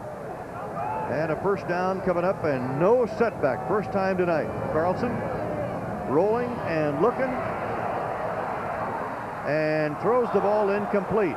You know, he could have picked up about 5 or 6 yards and run the ball out of bounds to stop the clock. It stopped on the incompleted pass with 28 seconds remaining. I think that's what he was wanting to avoid. Don't make that much short pass, and we're getting the signal now that was an illegal forward pass. He'd crossed the line of scrimmage before he threw the ball. And he also loses it down. We saw him quarterback as he rolls out here. We get a wide view, and you can look and see that nobody really is covered, but he's got plenty of room, and then he simply throws the ball away. But you could also see that he crossed the line of scrimmage prior to throwing the football, and that's an illegal forward pass. So it's 5 yards, loss of down, and second down and 15 for Baylor with 28 seconds left to go in the first half. The ball on the Baylor 26-yard line. And Carlson looking for something much bigger than that short gain as we look at the domination of the Baylor passing attack. He sends Pruitt and Clark split wide to the left side. In fact, there are 3 wideouts to the left side as they overload. Now no running backs left. The last man in motion. Carlson, quarterback draw. Doesn't go anyplace. Roland Barbet, number 77, the defensive left end, made sure he didn't go anyplace. Now Baylor with the clock running and 17 seconds to go in the first half. It appears the Bears will simply let it run out, and Baylor will take the lead into the locker room at halftime. Wasn't much of a signal by Grant that time, but you could see he said, let's just cool it and let that clock run out. So the 27th annual Liberty Bowl Classic from Memphis comes to the end of the first half with Bill Arnsparger's LSU Tigers trailing Grant Taft's Baylor Bears by a score of 10-7. We're in the kickoff. And it's taken to the 4-yard line. Sam Martin bobbling, picking it up, going back to the opposite side, sees a little bit of running room and then gets necktied and brought down. And we had a flag dropped on the play. Ray Crockett, a defensive back, number 15, got credit for the tackle after a 17-yard return. Special teams, that was what I was all about. I played on a lot of special teams. They never let me catch kick because that's what I used to do, but I'd run down on defense on a lot of them. And what Crockett does is exactly right. Even though the back is on the other side of the field, Crockett, face mask there, that's the penalty, Crockett did not over-pursue. He held his ground, and he was the safety guy out there, and he was able to make the tackle on this man, Sam Martin. Of course, he shouldn't have grabbed his face mask. That was not a flagrant face mask call, only a 5-yard penalty, taking the ball up to the 26-yard line. Jeff Wickersham, the senior quarterback from Merritt Island, Florida, is in there running the LSU offense, and he goes to a pitch to Gary James, his tailback, and James gets very little around the left side, maybe 2. Robert Waters, the weak side linebacker, 44, and James Lee, number 92, in there to make the tackle, the defensive right end. If I was Coach Arnsparger in the locker room, I think I would have been upset with the lack of running attack. This is a team, LSU, that should be able to pound the ball down the field. If they're to make their passing game go at all, they should be able to run. Hilliard's been a great runner, one of the leading rushers in LSU history, and they have just got to play harder maybe and get that running game going. Second down 8 is the call. James in motion. Wickersham looking to the near side, and then gets nailed by James Lee, 92 from the blind side, and Lee replaced the All-Southwest Conference defensive end Derek Turner, who went out of the game with an injury early and has not come back, but Lee has been outstanding. As I suspected, they have the man in motion here. You can see him coming across the formation. Wickersham drops back. Can't find anybody open. Bingo! He's hit from the blind side. Down he goes, and again, the dominance of the Baylor defense and the quickness of the Baylor defense is taking its toll. This is Lee's third school. He started at Oklahoma, went to Northeast Oklahoma, and now he's at Baylor. Third down 12, and Baylor shows blitz. Is it coming? And Wickersham fires away. It is incomplete. Intended for McGee, and he had double coverage. He had Jack Hurd over there along with Ron Francis. So it is 4th down for LSU. And it doesn't appear that LSU has gained any confidence between halves. The first running play they tried was the basic I formation play, just student body right, we call it, where you got everybody blocking out in front. Baylor was ready for it, stopped it for no gain, then one pass rushed, and then an incomplete pass. Matt DeFrank is in to do the punting, and he drives it downfield where Thomas Everett calls for the fair catch and fields the ball at his own 28-yard line, a kick of 48 yards. So Baylor will have the ball for the Players' School. That's the most exciting player of the game coming up at the end of tonight's telecast. Tom Mickey will be the quarterback for Baylor as the Bears take it for the first time on offense in the second half of the Baylor 28-yard line. Bears leading by a score of 10-7. And this is a time that the Baylor coaching staff, Grant Teff, really hopes and believes that they can drive the ball to downfield for another score. If they can, puts them in control of the game. Matt Clark breaks out wide to the right side, threw it to the left side for Baylor. Now he goes in motion back to the right. Mickey to throw, spins it right over the middle, and a great catch by Matt Clark as Norman Jefferson, the weak quarterback, number 12, was right there to cover him, but a gain of 20 yards and a first down at the 48 of Baylor. And this is a perfectly timed pattern. Mickey drops back, sets, Clark breaks to the inside before the ball is thrown. The ball is perfectly on the numbers, well covered, but when you throw it that accurately, the defense can't stop it.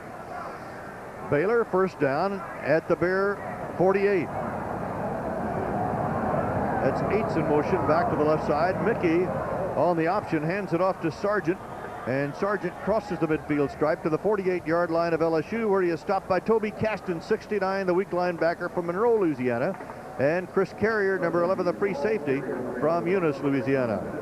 Baylor does so many things so well that if you're playing defense against him, you really could find yourself in a lot of trouble. 20 formations, Coach Teff said this morning they would run at least 20 formations in this game, and I'll tell you, that'll make your head go in circles.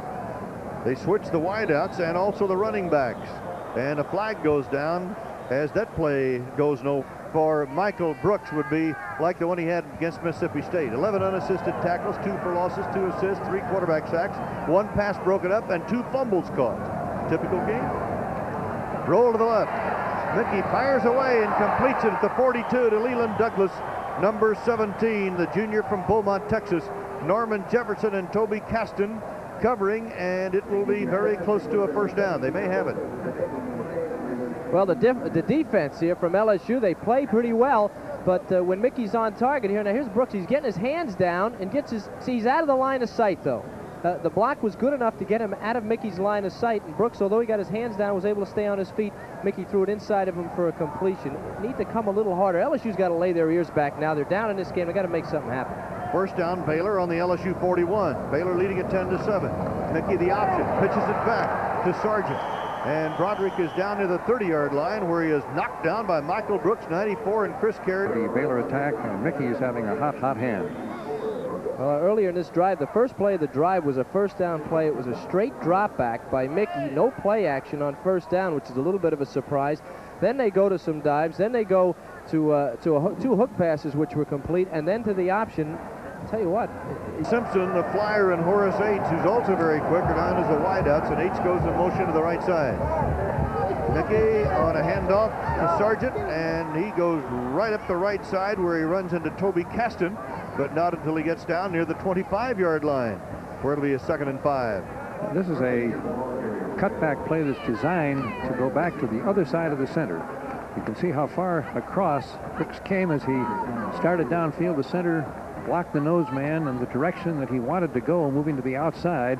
He cut back inside of him to pick up the gain. All right, I think I recognize that banner. I think Grant Taft's daughters constructed that one, as Baylor goes to the run, and McAdoo is knocked off his feet by Michael Brooks, and Darrell Phillips, number 62, just came in to replace the injured Henry Thomas at the nose guard spot. Those 2 quarterbacks, call them the tandem quarterback, but look at even yardage, and both of them execute extremely well. Perhaps Mickey runs the ball a little bit better, but Carlson has been right on target with all of his passes. This is where it's been tough for the Baylor offense the entire game as they get down inside close to the 20-yard line. It's 3rd and about 4. See what they do if they made an adjustment. In motion goes Chase to the right side, and on the pitch it comes back to the trailing back Sargent, and Broderick gets inside the 20, is out of bounds on the 17, and that is a first down for the Baylor Bears. Yeah, chased out of bounds by Toby Caston, the weak side linebacker. But that was a counter option again. Quarterback faking the handoff and then making the pitch, and they did get the corner turned, and the sharp hitting of the Baylor offensive team as well as the defensive team is beginning to take a little bit of a toll. They're putting a lot of pressure on the LSU team. This is Chris Carrier, the free safety, injured on the play. He's also the young man who is the deep snapper for LSU. He's 6'5" and 205, an outstanding football player, and has a tremendous future for the Bayou Bengals. Lose your deep snapper, and you've lost one of the most important people on your team. And you know, the coach said today that in all of the snaps that he has made, he has never come up with a bad one. This time in motion, it is Pruitt to the right side. Mickey dropping and throwing and completing to Pruitt. And Pruitt is out of bounds inside the 10, chased out by Norman Jefferson at about the 7-yard line. Once again, it's a beautiful play-action pass. Mickey starts down the line, drops back. He's faked the handoff, pops it out to Pruitt, and this is a perfect throw, right on target. Pruitt has enough balance, enough drive to pick up the first down. Michael Brooks, All-American. His job here is the option. He's trying to put pressure on, but see, it really wasn't the block as much as Brooks trying to take on the lead on the option, and that's what Baylor will do to you. Mickey came down the line, and Brooks really didn't recognize that it was going to be a pass play until it was too late. So he took on the lead block, took himself out of the play. Mickey was able to make the pass. And the Bears are as tough offensively as I've ever seen a team. They are tricky. Okay, that play good for a first down by about the length of the football. First down goal to go on the 7, and Tom Mickey suddenly calls a timeout. Ready to go on first down and goal to go on the LSU 7. Baylor leading it by a score of 10-7. Douglas in as a wideout. Sargent and McAdoo the running back. Mickey on the pitch, and now Sargent in trouble, is going to be thrown for a loss back outside the 15-yard line. Darrell Phillips, 62, the nose tackle. Steve Rehage, number 7, the strong safety. Back there to make the stop, but they're going to mark the ball to the 18-yard line. Well, the difference between defense in the middle of the field and defense on the goal line is you don't worry about anything except coming, and that's what LSU does here. Everybody is putting pressure on the Baylor offense, and there's nowhere to go. All those yellow hats, and you just forget everything and come on the goal line, and that's why LSU has been successful. Baylor confused them in the middle of the field, but not on the goal line. A loss of 11, second down, 18 goal to go. Mickey, quick hit, and a fumble as Fornes caught that ball and dropped it incomplete. Hit by Sean Burks, number 57. Kobe Fornes really took a pop from Burks to shake the ball loose. Incomplete. Good throw by Mickey, though. Had it right on target. Had 4 dropped today, and I have to say something about LSU. You know, what Baylor is doing, when you play defense, you just want to go. You want to hit. You want to run around the field. And what Baylor is doing is really making them think, and that takes away your aggressiveness. When they turn loose their aggressiveness, as they did on that last play, they're much better defensively. Third down goal to go in the 18. Mickey dropping straight back and fires it over the middle. It is incomplete. Darnell Chase looked like he was trying to run before he had control of the ball. So Darnell Chase, number 5, a freshman from Houston, couldn't hang on. Mickey threw the ball just a step behind him. He should have caught the ball, I believe, as we take a look at Mickey dropping back again. Straight drop back. He's got a lot of time. There were trips out to one side, then a man in motion. Chase cuts across the field. And no, the ball was right on target. Hit him right in the hands, and he simply took his eyes off the ball, dropped the ball, and that killed a big play, or what could have been a big play. It'll be a 35-yard field goal attempt by Seiler, who is 1 out of 2 tonight. Right up the middle of the field. Good hole, end over end, and right up the middle. Seiler getting a second field goal, a 35-yarder, after getting a 23-yard field goal in the second quarter. So with 8 minutes, 54 seconds in the third quarter, it's Baylor 13-7. We'll be back after this from your local stations on the Raycom Sports Network.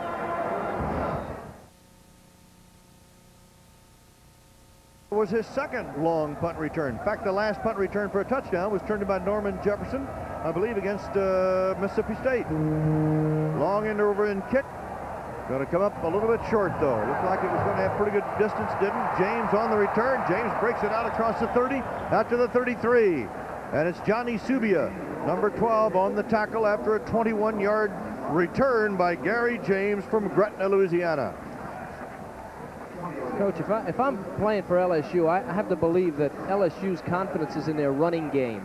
They've run the ball so well through the years, and certainly with this group in, they've run it well. Shouldn't they go back to that running game down by only 6 and try to just push it down Baylor's throat? Bill Armsparger believes that you've got to establish the run before the pass, and they haven't been able to do that. And once again, they start with a run, and bingo, Baylor defense is right there. And Dalton Hilliard carried the ball. He went out with an injury. His back, that was his first play, and he is hit at the lineman, then thrown at the line of scrimmage. Hilliard and Jones will be the running back, so it'll be 2nd down and 10 as Jones brings the play in from the sideline. What are some of the things you can do, Coach, with the running game to try to get it going? Not very much, because that means that your offensive line is not dominating the line of scrimmage. So what you need to do is run some draw plays, run some passes, and the quick passes are the ones that they've been able to hit. And let's check it. It wasn't Jones. It was James who was back into the ball game. And that pass intended for McGee. Alan Jamison there to break it up. Victor Jones, by the way, who is the backup to Gary James, is a freshman out of Zachary, Louisiana. Coach Bill Arnsparger really likes him as a future star in the backfield for LSU. But for the moment, the Baylor defense is just playing a superb game. They're dominating the line of scrimmage. Their linebackers are in control, and you've talked about, and we've had some great replays of the defensive secondary dropping back, and they've had everybody covered. What about changing blocking schemes on the front, try to get some angle blocks on these guys and not try to overpower them? Well, I think they're trying to do that. They've run the trap play, and they've made the trap play go better than anything else, but they simply haven't been able to get the consistency they need. On 3rd and 11, Wickersham firing to Martin, who really takes a pop on the sideline from Anthony Colvin, the right cornerback. And it is 4th down for the Tigers, and the punting unit will come on. Well, when a guy's open and he doesn't catch the ball, if you're a defensive player, there's only one thing you can do, and it's done right here in Baylor. When you're secondary, that's a great shot and just a clean shot by Coleman, and it's what you want to do. You want to make them remember that you're out there, and that's why Baylor has such a great secondary. They take the shots when they get them. Matt DeFrank is in to do the punting for LSU on 4th down at about the 33-yard line. Thomas Everett back deep for Baylor. Something went wrong there on that punt, it appeared, as the ball might have been touched, or was it, by LSU. The ball was down back on the 22. I thought it might have been touched up around the 36 or 37-yard line. In fact, it was touched apparently at the 37. I think it hit the leg of one of the LSU men covering. Whenever it touches a member of the kicking team, it's dead at the spot. We see the punt again. Went off the side of his foot. Short kick, line drive kick. Ball hits the ground, and see it bounce. And now it touches the leg of the LSU player, and so the ball is dead at that point. Very short kick. It looked like he was trying to baby that ball. It looked like he took a half a kick at it. It didn't look like he really let go with the punt. I think he really kind of had a bad drop. Maybe the wind or something shifted it, but he almost hit the ball on the wrong side of his body. Tom Mickey is still the quarterback, and he hands it off to Jackie Ball, who's up across the 40 to about the 42, where Toby Caston, 69, Sean Burks, 57, the inside linebackers, make the stop. With the balance that Baylor has had on their offense, you've got to believe this is going to be some kind of a play-action pass. Well, another thing, Coach, even though they have 20 formations, they can only run so many plays, right? I mean, you really shouldn't be worried about the formations as much as run and pass. But what the offensive men are makes the timing of the defense so much different. Mickey keeps and pays for it. At the 45 is Roland Barbet, 77, and Michael Brooks, 94. The defensive left end and outside linebacker are there to greet him. Well, I wish I had played with a guy like Michael Brooks. I mean, this guy plays all of the option. He plays the quarterback and the pitcher. Look at him waiting for Mickey there. He says, okay. Now, sometimes you're supposed to go down and hit him and make him make a decision, but Brooks seems to wait. Why is that? Well, he's such an all-around great athlete, and his reaction is so fast once the decision is made that he can recover. Here comes Mr. Brooks as Mickey gets that pass away somehow at midfield. Chris Carrier, the free safety, there on the tackle, and Jay Kelly, the tight end, came up with it. And Brooks, was coming pell-mell from the outside after Mr. Mickey. We've been talking about him all night, number 94. He's a junior. Remember, he'll be back again. Now, he plays the option. He plays pass defense. He's also, much like Lawrence Taylor, a great pass rusher. He's on Mickey. One hand knocks him down, but they completed the thing anyway. The pass was automatic to the tight end. When the linebackers are coming, you don't have time to have receivers run the course, so you've got to have the hot receiver, who was the tight end Kelly, and they did complete the pass. A good reaction by Mickey. And a first down out of it as Mickey runs the option and pitches it to Jackie Ball. Jackie Ball chased out of bounds near the yard marker, but a little bit short of a first down, I believe. Now we saw the same thing from Hill there. Hill waited too, but he couldn't get outside and make the play. Would you, if you had a player of the caliber of Brooks, do you change the system for him? Do you allow him to sit like that? Sure, if he's that good.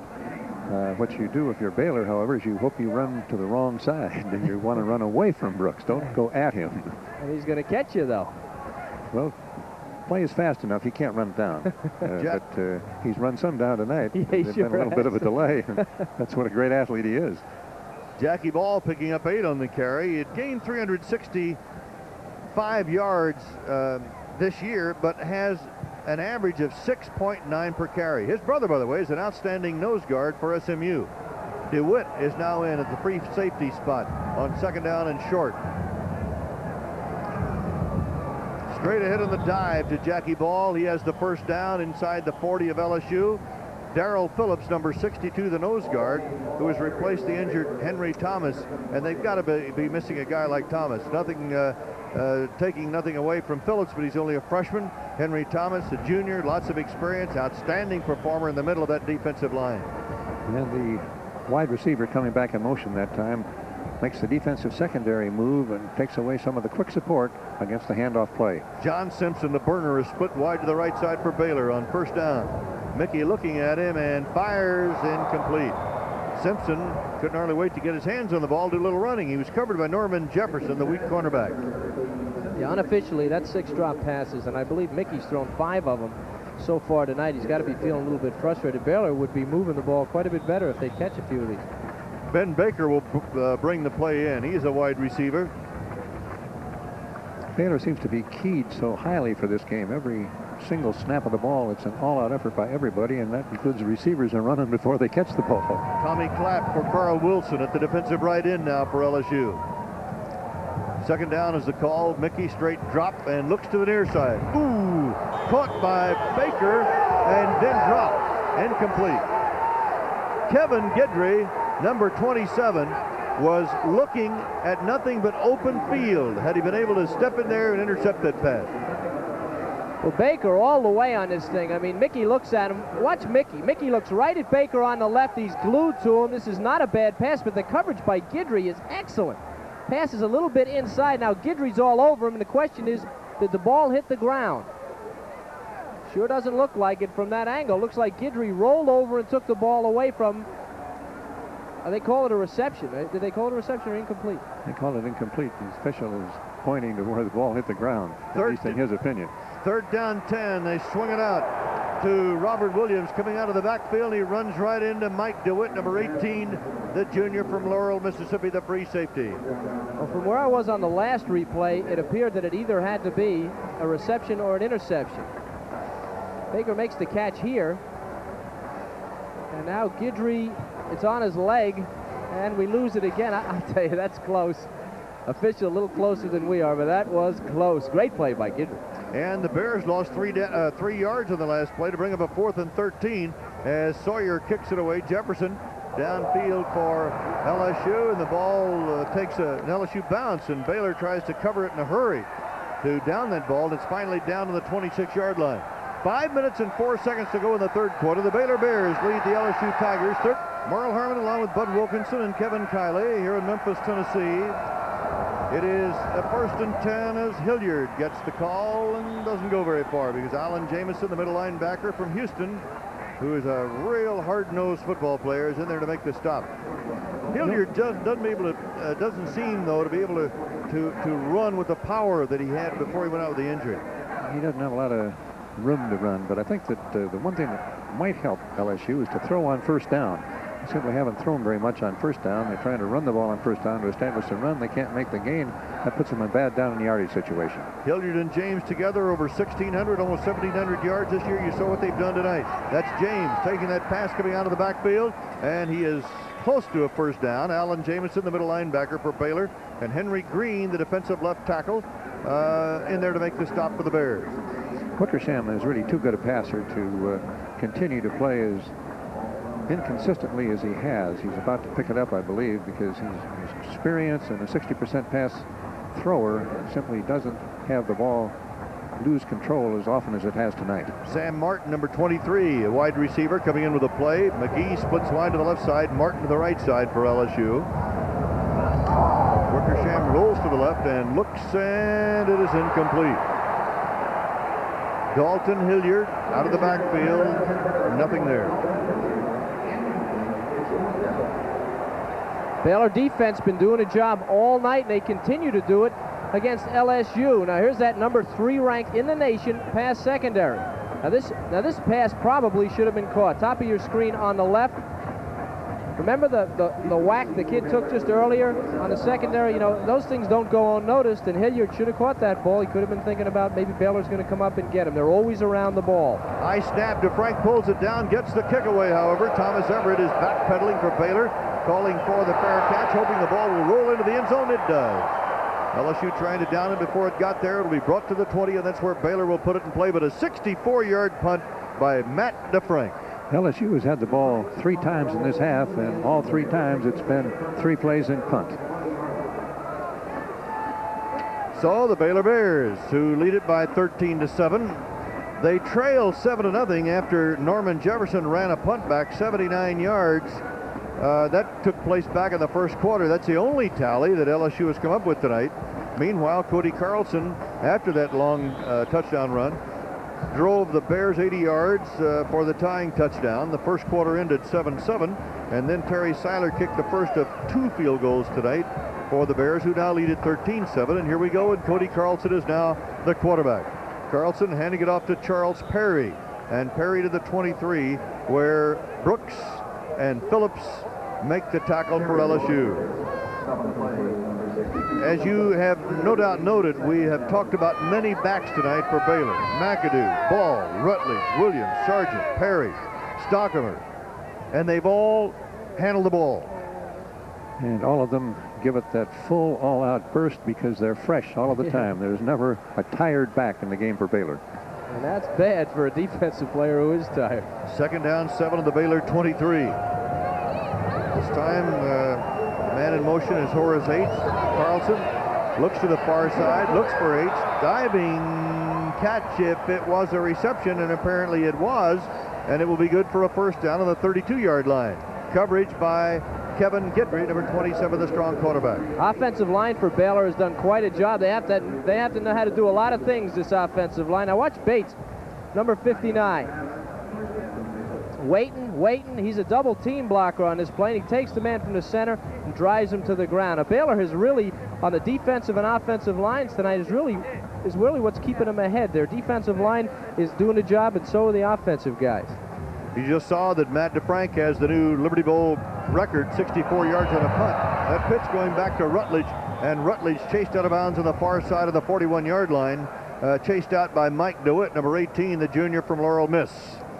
And we've been talking about Brooks all night, but he certainly is worth talking about because of his quickness and speed.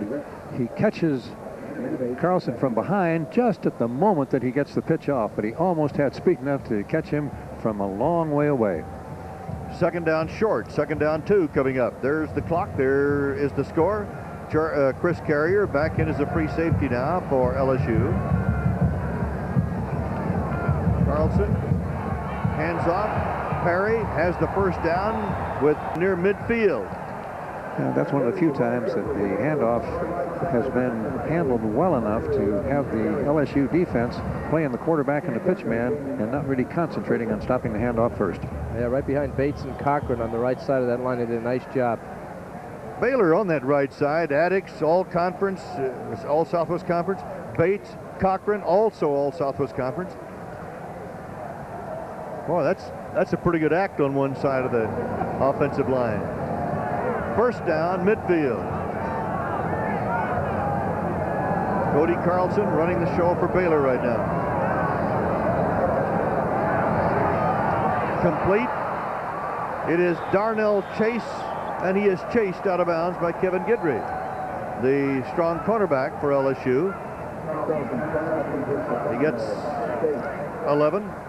Seen a lot of football teams play. I've never seen two quarterbacks that executed as well and as consistently as these two men do. It doesn't make a bit of difference whether it's Mickey or whether it's Carlson. The timing of their pass patterns, the execution of the option play, everything they do, they're just kind of like twins out there.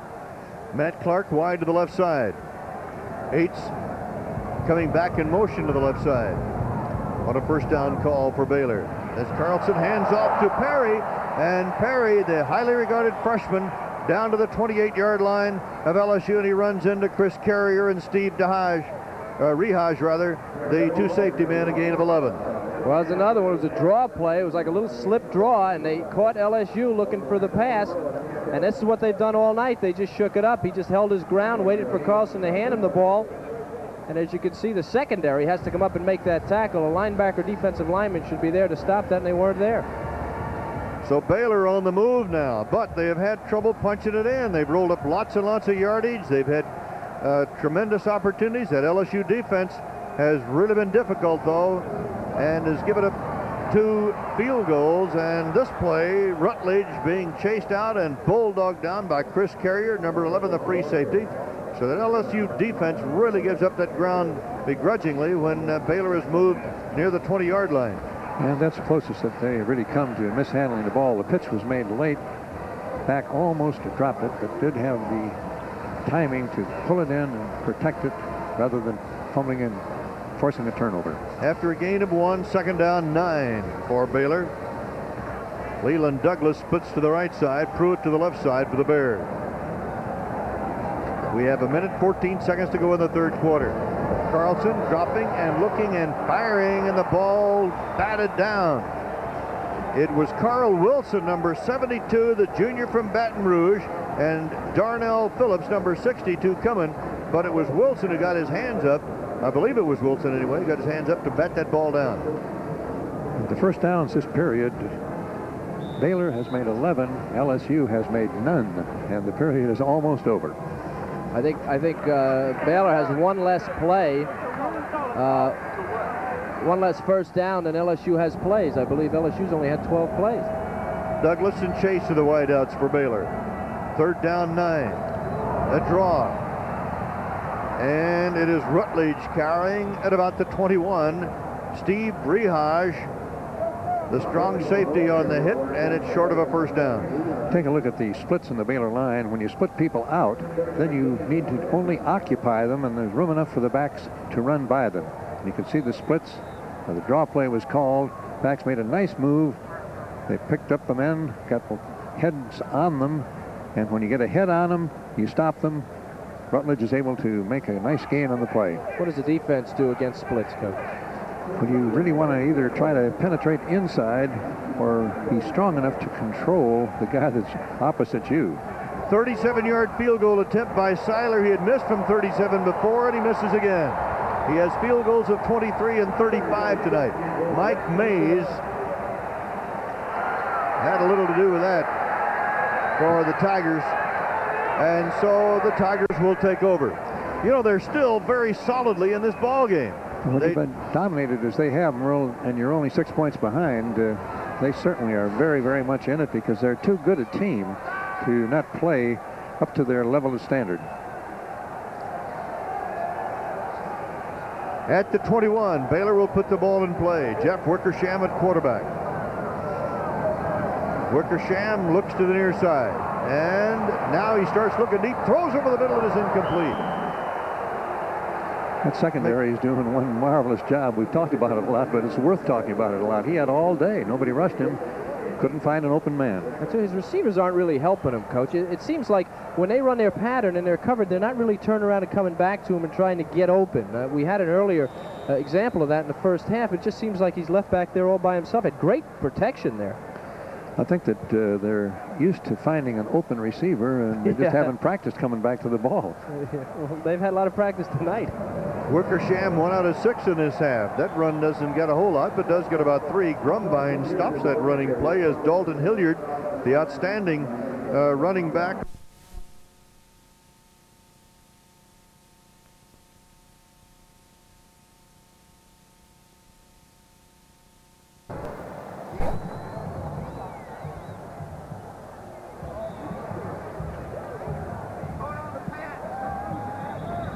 Merle Herman, Bud Wilkinson, Kevin Kiley at the 27th Annual Liberty Bowl in Memphis, Tennessee, where Baylor leads LSU by a score of 13-7 as we start the fourth quarter. Wickersham, LSU rolling to the right and looking and throwing, and it is incomplete on the sideline to Raji McGee.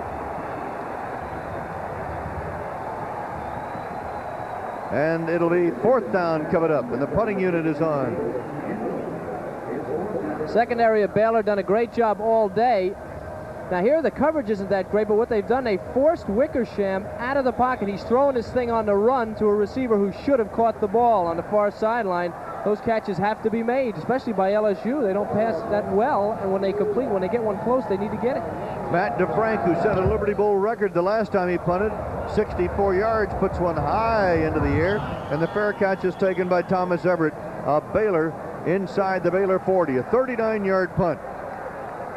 If I'm LSU right now, the defense got to be standing on the sideline saying, we're going to have to make something happen. It's clear that the offense is incapable of moving, and they're going to need some kind of a defensive play to get them in closer, maybe score a touchdown, and that means you got to forget about the formations and come after these guys. It's hard to believe, though, that Hilliard and James, the consistency that they've had offensively, can't get something going here in the fourth quarter. Well, we haven't talked about it in a while, but Albert Gammo, the center for LSU, is not in this game, and Kuti has been playing center. He's a freshman, and of course the center means a heck of a lot to the running game, and maybe he's just not able to move the Baylor defensive tackle. No running backs left, as you see. Everybody in motion. Carlson throwing it right over the middle and completing it to Derek McAdoo coming out of the backfield. And McAdoo is yanked down at about the 46-yard line, short of a first down by 2 yards, with Burks making the stop. And once again, Carlson is right on target as we look at McAdoo coming out of the backfield, just running the crossing pattern, ball thrown right on the numbers beautifully by Carlson. McAdoo breaks it upfield and picks up about 3 extra yards. And defensively, you're waiting for Baylor to come out first down. What do? They come out with no backs in the backfield. That's got to shake you up. H to the left, Simpson to the right. The handoff goes to McAdoo, and McAdoo has a first down with plenty to spare down to the 46-yard line of LSU, and Toby Gaston, the weak side linebacker, and Chris Carrier, the free safety, make the hit for the Bayou Bengals. Baylor is simply on fire. Every move that they make, whether it's offense or defense, it's that all-out effort every single snap of the ball. First and 10 down on the 46-yard line. Carlson, 7 out of 10, 139 yards and 1 touchdown for Baylor. And Cody is the quarterback right now, and McAdoo goes in motion, leaving no running back. And Carlson throws it over the middle on a slant into Broderick Sargent, and Sargent is at the 39, brought down by Terry Caston, the weak side linebacker of LSU. But even though Baylor has really dominated as far as ball control and statistics in this game, and yet one big play by LSU could completely turn this thing around. It's absolutely true. Well, the third quarter was just a replay. Each series was exactly the same. Baylor drove up the field, got 1 field goal, missed a couple, and LSU couldn't move the ball on 3 downs. And the same thing's happening here early in the fourth quarter. 2nd and 3. Carlson, McAdoo, short of the first down. Darrell Phillips, the nose guard, 62, from Franklin, Louisiana. The freshman makes the hit. Well, Tigers have to take chances on defense. They're down 6, getting in the field goal range. Baylor's coming. Seems like they're going to have to take some chances, and that would mean a blitz or I guess a blitz on defense, Coach. Blitz if it's not going to be a running play. But if you're blitzing with the running play, there's no pursuit. And that's one of the gambles that you have to take. The tandem offense, short yardage, power eye, and Stockamer's the tailback, and Stockamer gets the handoff. He breaks through the middle. He's got good speed, and he gets inside the 35 for a first down to the 33, and Chris Carrier, number 11, makes the tackle. Well, this is another one of Coach Taft's kind of strange offensive sets. He's got 4 tight ends in the game. Stockamer is actually listed as a tight end. Looks like a pretty good running back to me. He's got a tremendous percentage for picking up short yardage plays, as does Baylor, and they do it again. Now, LSU, defensively, their responsibility here is to get the ball, stop them from scoring, and get the ball back if they can, and it seems to me they're going to have to make a move. 1st and 10 on the 34-yard line of LSU. Stockamer, by the way, 4 carries, 15 yards. He has scored 6 touchdowns this year on the run, 1 on the pass, and he has done it basically at the goal line. Carlson option. He goes to Sargent. Sargent down the sideline. Necktie tackle after he picked up about 14 yards. And the man who did it was Chris Carrier, the free safety, number 11. And then we take a look at the perfect execution of the option play. There's the inside handoff fake. They tackle him. And then there's the beautiful pitch by Carlson. Sargent comes down the sideline. He's a little mad with himself because he didn't go further, but they were into the narrow side of the field again. He didn't have quite room enough to clear the sideline. At the 21, first down for the Bears. Pruitt and Douglas are the wideouts for Baylor. Sargent gets the call again. And he is down to about the 16-yard line. Yeah, they're getting close, Morley, excuse me, to Seiler's range. When you have Seiler back outside the 30 or 32, so it's a 42-yard kick. That's a little bit beyond his ability distance-wise, and he has a tendency to try to kick it too hard, kicks it offline, but they're getting close enough now to have it well within his distance. Yep. Tough to think about LSU's defense, too. Excuse me, Merle. That LSU's offense has run just a few plays this entire half, and their defense has been getting pounded for a quarter and a half almost. They have to be getting tired. Tommy Clapp is coming right in for Carl Wilson for LSU. Second down and 6 coming up for Baylor. McAdoo doesn't get a whole lot on that. Appeared he checked signals, but the weakness that he thought he saw was simply not there. It's a nice play by Toby Caston, who doesn't get the recognition, probably because he plays next to Michael Brooks. Caston's a pretty good linebacker, and they expect him to be a super one next year, just a junior. Third down 4 for the Baylor Bears, who lead it 13-7 with 11 minutes to go in the ball game. The plays run this half. Baylor 37, LSU 12. Gives you an idea of what we said a moment ago, the way that Baylor has dominated possession, but hasn't scored. Carlson coming back, rolling right, looking, throwing for the end zone. Touchdown! That's John Simpson, the Flyer. A perfect hit.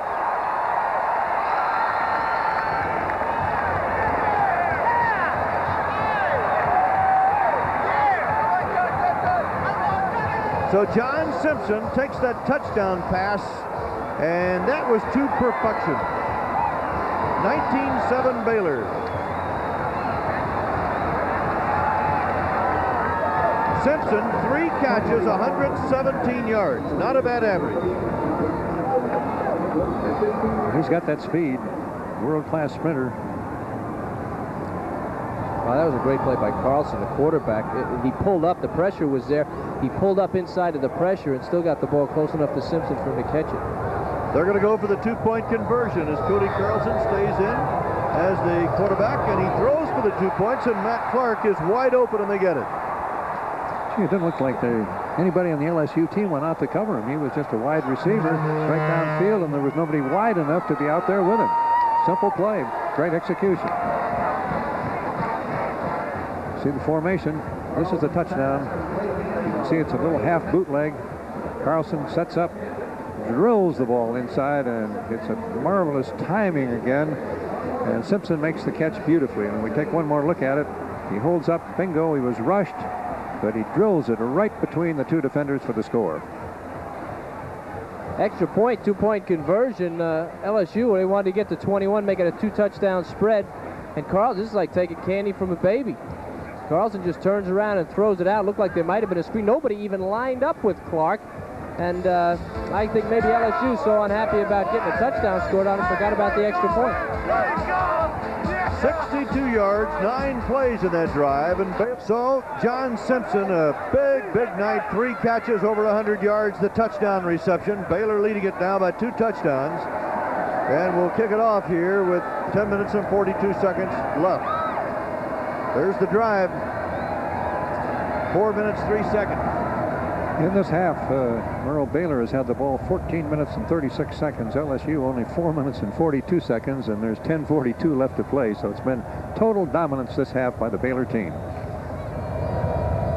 Here comes the kickoff, and Miller belts it downfield. A line drive shot out of the end zone. LSU will play it on its own 20. We're delighted to be bringing you the 27th annual Liberty Bowl Classic on Raycom Sports, and here's what's happened in the second half when LSU has had the ball. And that's why they've only had the ball for 4 minutes and 42 seconds. First and 10 on the 20 for the Tigers. Bill Arnsparger's done an outstanding job. My goodness, what he did to turn the program around. Last year took The Tigers to the Sugar Bowl this year, back in another bowl game. A draw coming to Hilliard. Hilliard going up to the 25 to make it 2nd down and 5 as Jack Hurd, the strong safety, makes the tackle on the play. You know, one of the things, Wickersham has not gone to Mitch Andrews, his tight end, who has caught 34 balls this year for 277 yards, and that's Kuti, the center, who is injured there. But you kind of wonder, where is that tight end tonight? I would say that this is probably the worst injury they could get, because Kuti is a freshman. He's played some at guard, some at center, has played enough all year. You couldn't call him a real pure rookie, but now the man coming in has not played. So Kuti, who had replaced Albergamo, and now it is Ray Brock, the junior from Beaverton, Oregon, who will come on to do the snapping. First downs this half, Baylor 15, LSU 0. The point you made about the tight end, I think, is a good one, Merle. Tight end, if you flex him a little bit, is usually an easy throw, and he can get inside that linebacker and hook up in a zone. Not a tough pass to complete, and it is kind of strange that LSU has not thrown it. 2nd and 5, and the pitch going to Hilliard, and Hilliard runs out of property. He's short of a first down, I believe, by about a yard. Be a breakthrough if they make the first down, since they haven't made one this half. Got a short yardage play coming up on 3rd down. Ray Brock opened the season as a 3rd-string center, and right now he is the man. So it is 3rd down coming up for LSU. It's hard to say how much the loss of Albergamo hurt the running game here, but they certainly haven't run and they haven't passed, so you have to figure he was a big cog. Going for the first down, Hilliard has it with plenty to spare. Out across the 35, and the ball will be marked at the 35-yard line. That is the first down of this half for LSU. Pretty good blocking over there on the right side. Andelsek and Hazard opened up a nice big hole. There was a lot of room there. I think Hilliard almost fell down on his own. He was so surprised. He was so determined to make the first down and was driving so hard that he had too much weight forward and fell. The number 2 defensive line is now in for Baylor, as Wickersham looks and fires, and this time connects with Wendell Davis, his wide receiver, to the midfield stripe, and Anthony Coleman and Thomas Everett cover him after a 15-yard pickup to the sophomore from Shreveport. And Wickersham drops back as we look at the right side of the screen. Davis, he simply finds a little spot inside of the linebacker, looks the ball in, and turns upfield to pick up another first down for LSU. I was watching Davis on that play, the tight end, Mitch Andrews, the tight end, and he hooked up right in the middle of 2 linebackers and was covered. Wickersham pitching, and Dalton Hilliard running, where he runs into Jamison and Coleman for the Baylor defense, and the ball will be spotted on the Baylor 47-yard line. We've talked all night about how the receivers haven't really been helping Wickersham, how they don't run out their patterns and don't come back to him. Now this is Davis, and I don't know what that's supposed to be, a block or a pattern or what, but it's certainly not gonna get the defender nervous, because he was just kind of jogging out there. 2nd and 7, Wickersham throwing over the middle, completed to Mitch Andrews. There's the tight end, number 83, the 6'3", 230-pound senior from Houma, Louisiana. It seems like he does the same thing he did when I said he was covered. He runs to the linebackers. They've been dropping in the hook zones. He runs to the linebackers and he hooks up in between them. It seems like he should slide past the linebackers, try to find an open spot, but he's been just staying there. He finds the linebackers and hooks up in between them, and I'm not surprised Wickersham hasn't thrown him the ball. 3rd down inches for LSU. Down by 2 touchdowns. Hilliard has the first down with about 3-4 yards to spare, and Alan Jamison, the middle linebacker from Houston, stops him. Ray Brock, the center, did a good job blocking up front on that play, and Hilliard gets the first down. Certainly come to life since Brock has come in. They've run the ball a little bit better. And this is the LSU attack that we expected to see the whole game. Good balance between the pass and the run. There's some time left in this one. Davis goes to the right side, Martin to the left side. Here comes the blitz, and Wickersham fires. It is incomplete. Oh, he had a man wide open, Mitch Andrews, and he was really open. Tried to hit the wide receiver. This is one of the few times that Baylor has come with the blitz, as we see the linebacker coming through and watch the secondary drop. There's not going to be much time to put the ball in the air, and it's man-for-man coverage. However, the receiver that was breaking to the outside was wide open, and had there been time enough to get the ball to him, it could have been a big gain. Andrews, he crossed right in front of the linebacker, and the linebacker let him go without hitting him, and I think that's why he was open. On 2nd down and 10. Again, they show blitz, and this time Hilliard on the draw is down across the 35 and down about the 32-yard line, and Alan Jamison, the middle linebacker, makes the tackle. Wickersham, 10 out of 23, 92 yards, 1 interception, and here is the man who has passed for 6,921 career yards at LSU. Baylor came with the blitz again that time, and when you are blitzing, somebody better make the tackle, and they did have the one man get the one arm on him, or he'd had a big game.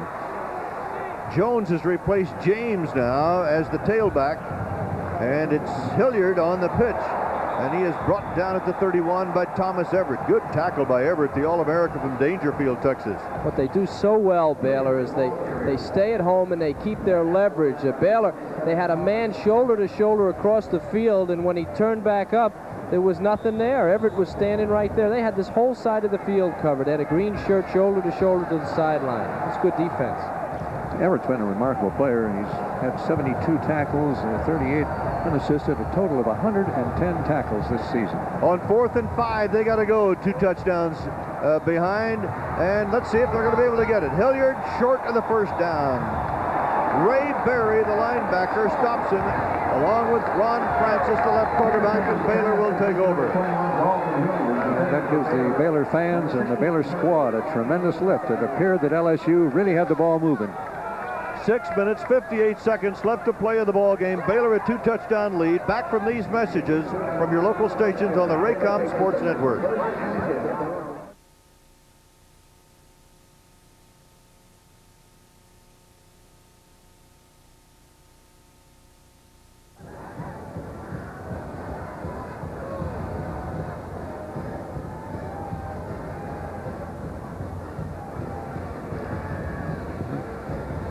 .58 to go in the Liberty Bowl Classic in Memphis. Merle Harmon along with Bud Wilkinson, Kevin Kiley. We hope you've enjoyed Raycom's telecast tonight.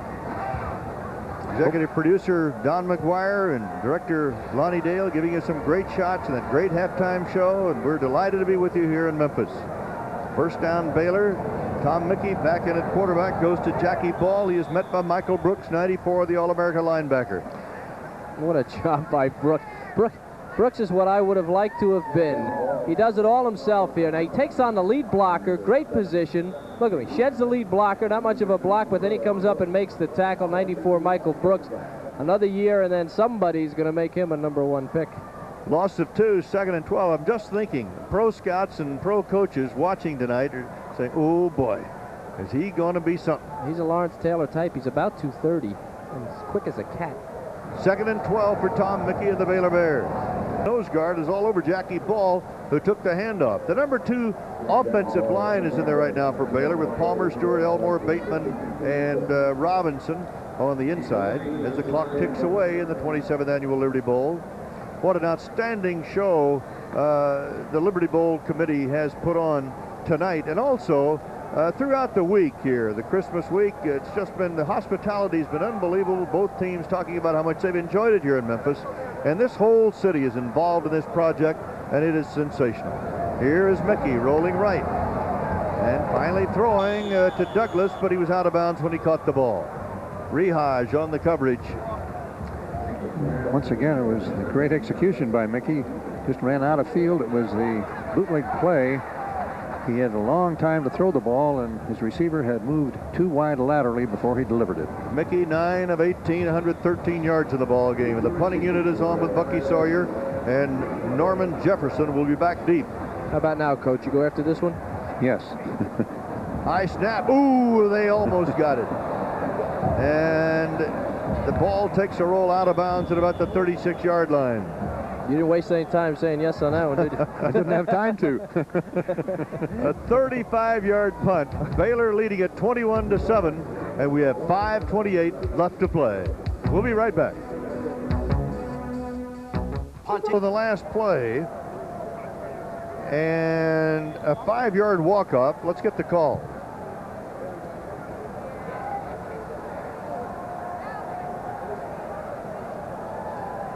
Well, we don't get the call. But Baylor will punt the ball again. It'll be 4th down and 4. Procedure. So at the 34-yard line, Baylor will get another shot at it. We're happy to welcome Federal Express as the new Raycom sponsor tonight, and Mike Glenn, the Vice President of Marketing, and his party here enjoying the ball game this evening. Welcome aboard, Mike.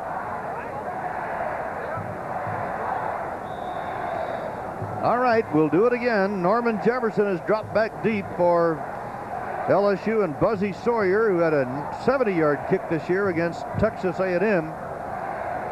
Eighth in the NCAA this year. 10 men getting ready to rush again. They almost got that last one. Sawyer gets it out of there.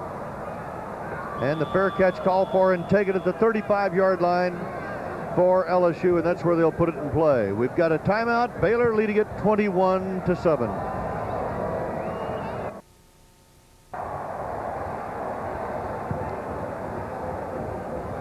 Mickey Guidry is coming at quarterback for LSU as he'll put the Tigers in play at their own 35-yard line. Sends a wide out to each side. And Guidry dropping right back to throw, and does, and completes it to Victor Jones out of the backfield for short yardage. Ray Berry, the linebacker who had the assignment, the coverage assignment, makes the hit. Mickey Guidry, a freshman from Marrero, Louisiana. And threw it to a freshman. Yep. Yeah, he threw for almost 2,000 yards his senior year in high school. The kid can throw the ball. Hasn't had much of an opportunity, as you see by that graphic, but this could be his day. Second down, 7. Guidry looks to the near side, throws it to Jones again, and this combination got to the line of scrimmage, and Jones broke a tackle and gets across the 40 to the 42, and Ray Crockett, the left cornerback, also a freshman from Duncanville, Texas, makes the tackle. Look at these numbers. Well, the last time that happened, LSU was against Mississippi State. It was another option offense, and as I said, Mississippi State rushed for 214 yards, but it was a passing game that really took off, and the same thing happened today. The rush, they were good enough on the ground to make that passing game go, and it's gone. Third down, 3 for Mickey Guidry. Guidry with some time, throws it over the middle, incomplete. The intended receiver was Wendell Davis, number 82, and it's fourth down coming up for LSU. We want to thank our spotters, Arthur Trish Jr. of LSU, Jeff Sims of Baylor, our men on the sideline, Lee Friday, Don McDevitt, and our statistician, Marty Arnoff. Thank you, gentlemen. Super job tonight.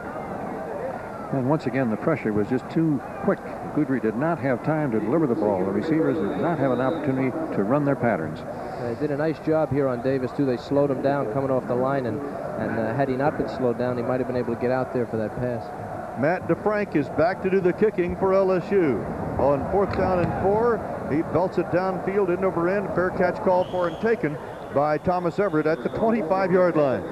So we have 4:04 left to play in the 27th Annual Liberty Bowl. Baylor is leading LSU by a score of 21-7. And we'll be back after this message from GMC Truck. It's 21-7, 4:04 to play in the Liberty Bowl. From Memphis, Tennessee, Merle Herman along with Bud Wilkinson and Kevin Kiley. We want to wish you the happiest of holiday seasons as this holiday season continues, and a Happy New Year coming up to you. Here come the Baylor Bears, and Simpson will go wide to the left side. Rutledge and Perry are the running backs. And it's Rutledge who is finally brought down at about the 30-yard line, getting 5 yards on the play. Rutledge, a junior from Belgrade, Florida. Great individual effort by Rutledge on that play. Had he not kept his body weight low and been underneath the men who were trying to tackle him, he probably wouldn't have made anything. Picked up 5 yards just with his own individual brilliance. Rutledge, 8 carries, 31 yards. One thing about the Baylor running backs, Derek McAdoo has 369 yards, and that's the most yards of any running back. But they have spread it out over 8 men. Rutledge, with his 31 yards, is the leading rusher tonight. It's Rutledge again.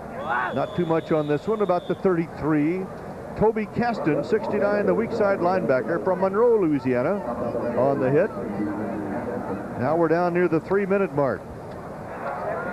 This is the first time all night that Baylor has become predictable. Last 2 series, they ran the ball first 2 plays, and then they passed incomplete and punted on the last series, but here we have third down again. Third down, about 2. Matt Clark splits out wide to the left side. I thought they'd be in the tandem, but they're not. And in motion goes Ben Baker. Charles Perry, first down Baylor to the 38. Toby Caston, the weak side linebacker, makes the tackle. Boy, this guy has been very active, and we've talked a lot about Michael Brooks, and we should. He's everybody's All-America. And you mentioned earlier, Kevin, that Toby Caston plays in the shadow of Michael Brooks. He's a junior from Monroe, but he is an outstanding linebacker. These guys are bookends. One's 6'1", 228. The other, according to the book, is 6'1", 228. And they're both fast, and they just play great football, and they'll both be back next year for LSU. 9 Baylor ball carriers tonight have gained 172 yards. Perry, the freshman, to the 45, and short of a first down by a couple is Oliver Lawrence, number 99, a freshman out of Monroe, Louisiana. Outside linebacker making the hit for the Tigers. That's that deep counter play that Baylor has run very effectively. I think that's the 4th time they've used it. They picked good yardage on it each time. It's designed to go back to the short side of the nose guard.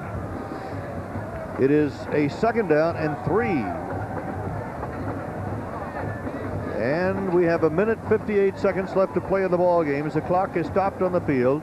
Baylor is leading LSU by a score of 21-7. Eastern Airlines. I know. Charles Perry. Perry for a first down across midfield into LSU territory where Toby Caston and Oliver Lawrence stop him. So Baylor running the clock, leading 21-7. 1:53 left to play in the ball game. And that was the same cutback play that they ran on the down just previous. And I guess when you've got something that's going that well, you stay right with it. Scott Works, a sophomore from Texarkana, Texas, has come in as a running back. What does that make? 10 running backs now that they've used this evening? They all look alike. They're all great. Mickey, this is Works, who just came in, and he gets down to the 45-yard line. And the clock now at 1:25 remaining. I think the great thing about the Baylor program is that they play everyone. They play a lot of players, and speaking with Coach Taff, he said that the enthusiasm level is so high on this team because everybody knows they're going to come in and play, and people improve a lot faster. And if you ever needed proof, you've seen it tonight. I mean, they've run in a lot of players, and their efficiency level has not dropped one single bit against one of the great defenses in the country. And all these guys know the formations. They don't make a lot of mistakes. They run the plays, and they make it work. And I think that's testimony to a pretty good program at Baylor. Grant writes a letter to each of his players each week. That's very time-consuming when you got 75 letters a week to analyze their performance in the previous game that they have played. Did they measure up to as good as they could be, or were they below it? Or what, in addition, can their options be to get better? And how do you get better? And it's that type of communication that gives this Baylor team the great execution that they have. That running play doesn't get too much as the defense reacts. You looked at Michael Brooks a moment ago on the bench. Timeout is called by LSU now to stop the clock with 1:15 left to play. You know, it's just amazing what Bill Arnsparger has been able to do at LSU in the 2 years. He completely turned the program around last year, and you just don't think of that happening in one season. And yet LSU wound up in the Sugar Bowl. Here they are right back again in a bowl game this year. This man's won 17 games in the first 2 years in a rebuilding program. And at the moment, he's very disappointed. Yeah. Oh, yeah. Well, I think he knows that the worst thing you can do to a defense is confuse them. If your defense is not absolutely sure where they're going to go on the first step, having been a defensive player, and you're frozen even for a second, you're easy prey for the blockers. And I believe that the Baylor offensive plan tonight and the execution is really unparalleled. I have not seen Baylor this year, and I can't believe they ran as many plays as they did. And if I'd have been out there playing defense, I'd have been going in circles. And I believe that they froze that LSU defense enough to move the ball and dominate in the second half and keep it away from the LSU offense. Keep changing the formation. They're looking at a different formation each time. Baylor with 88 plays, LSU with 55 plays tonight.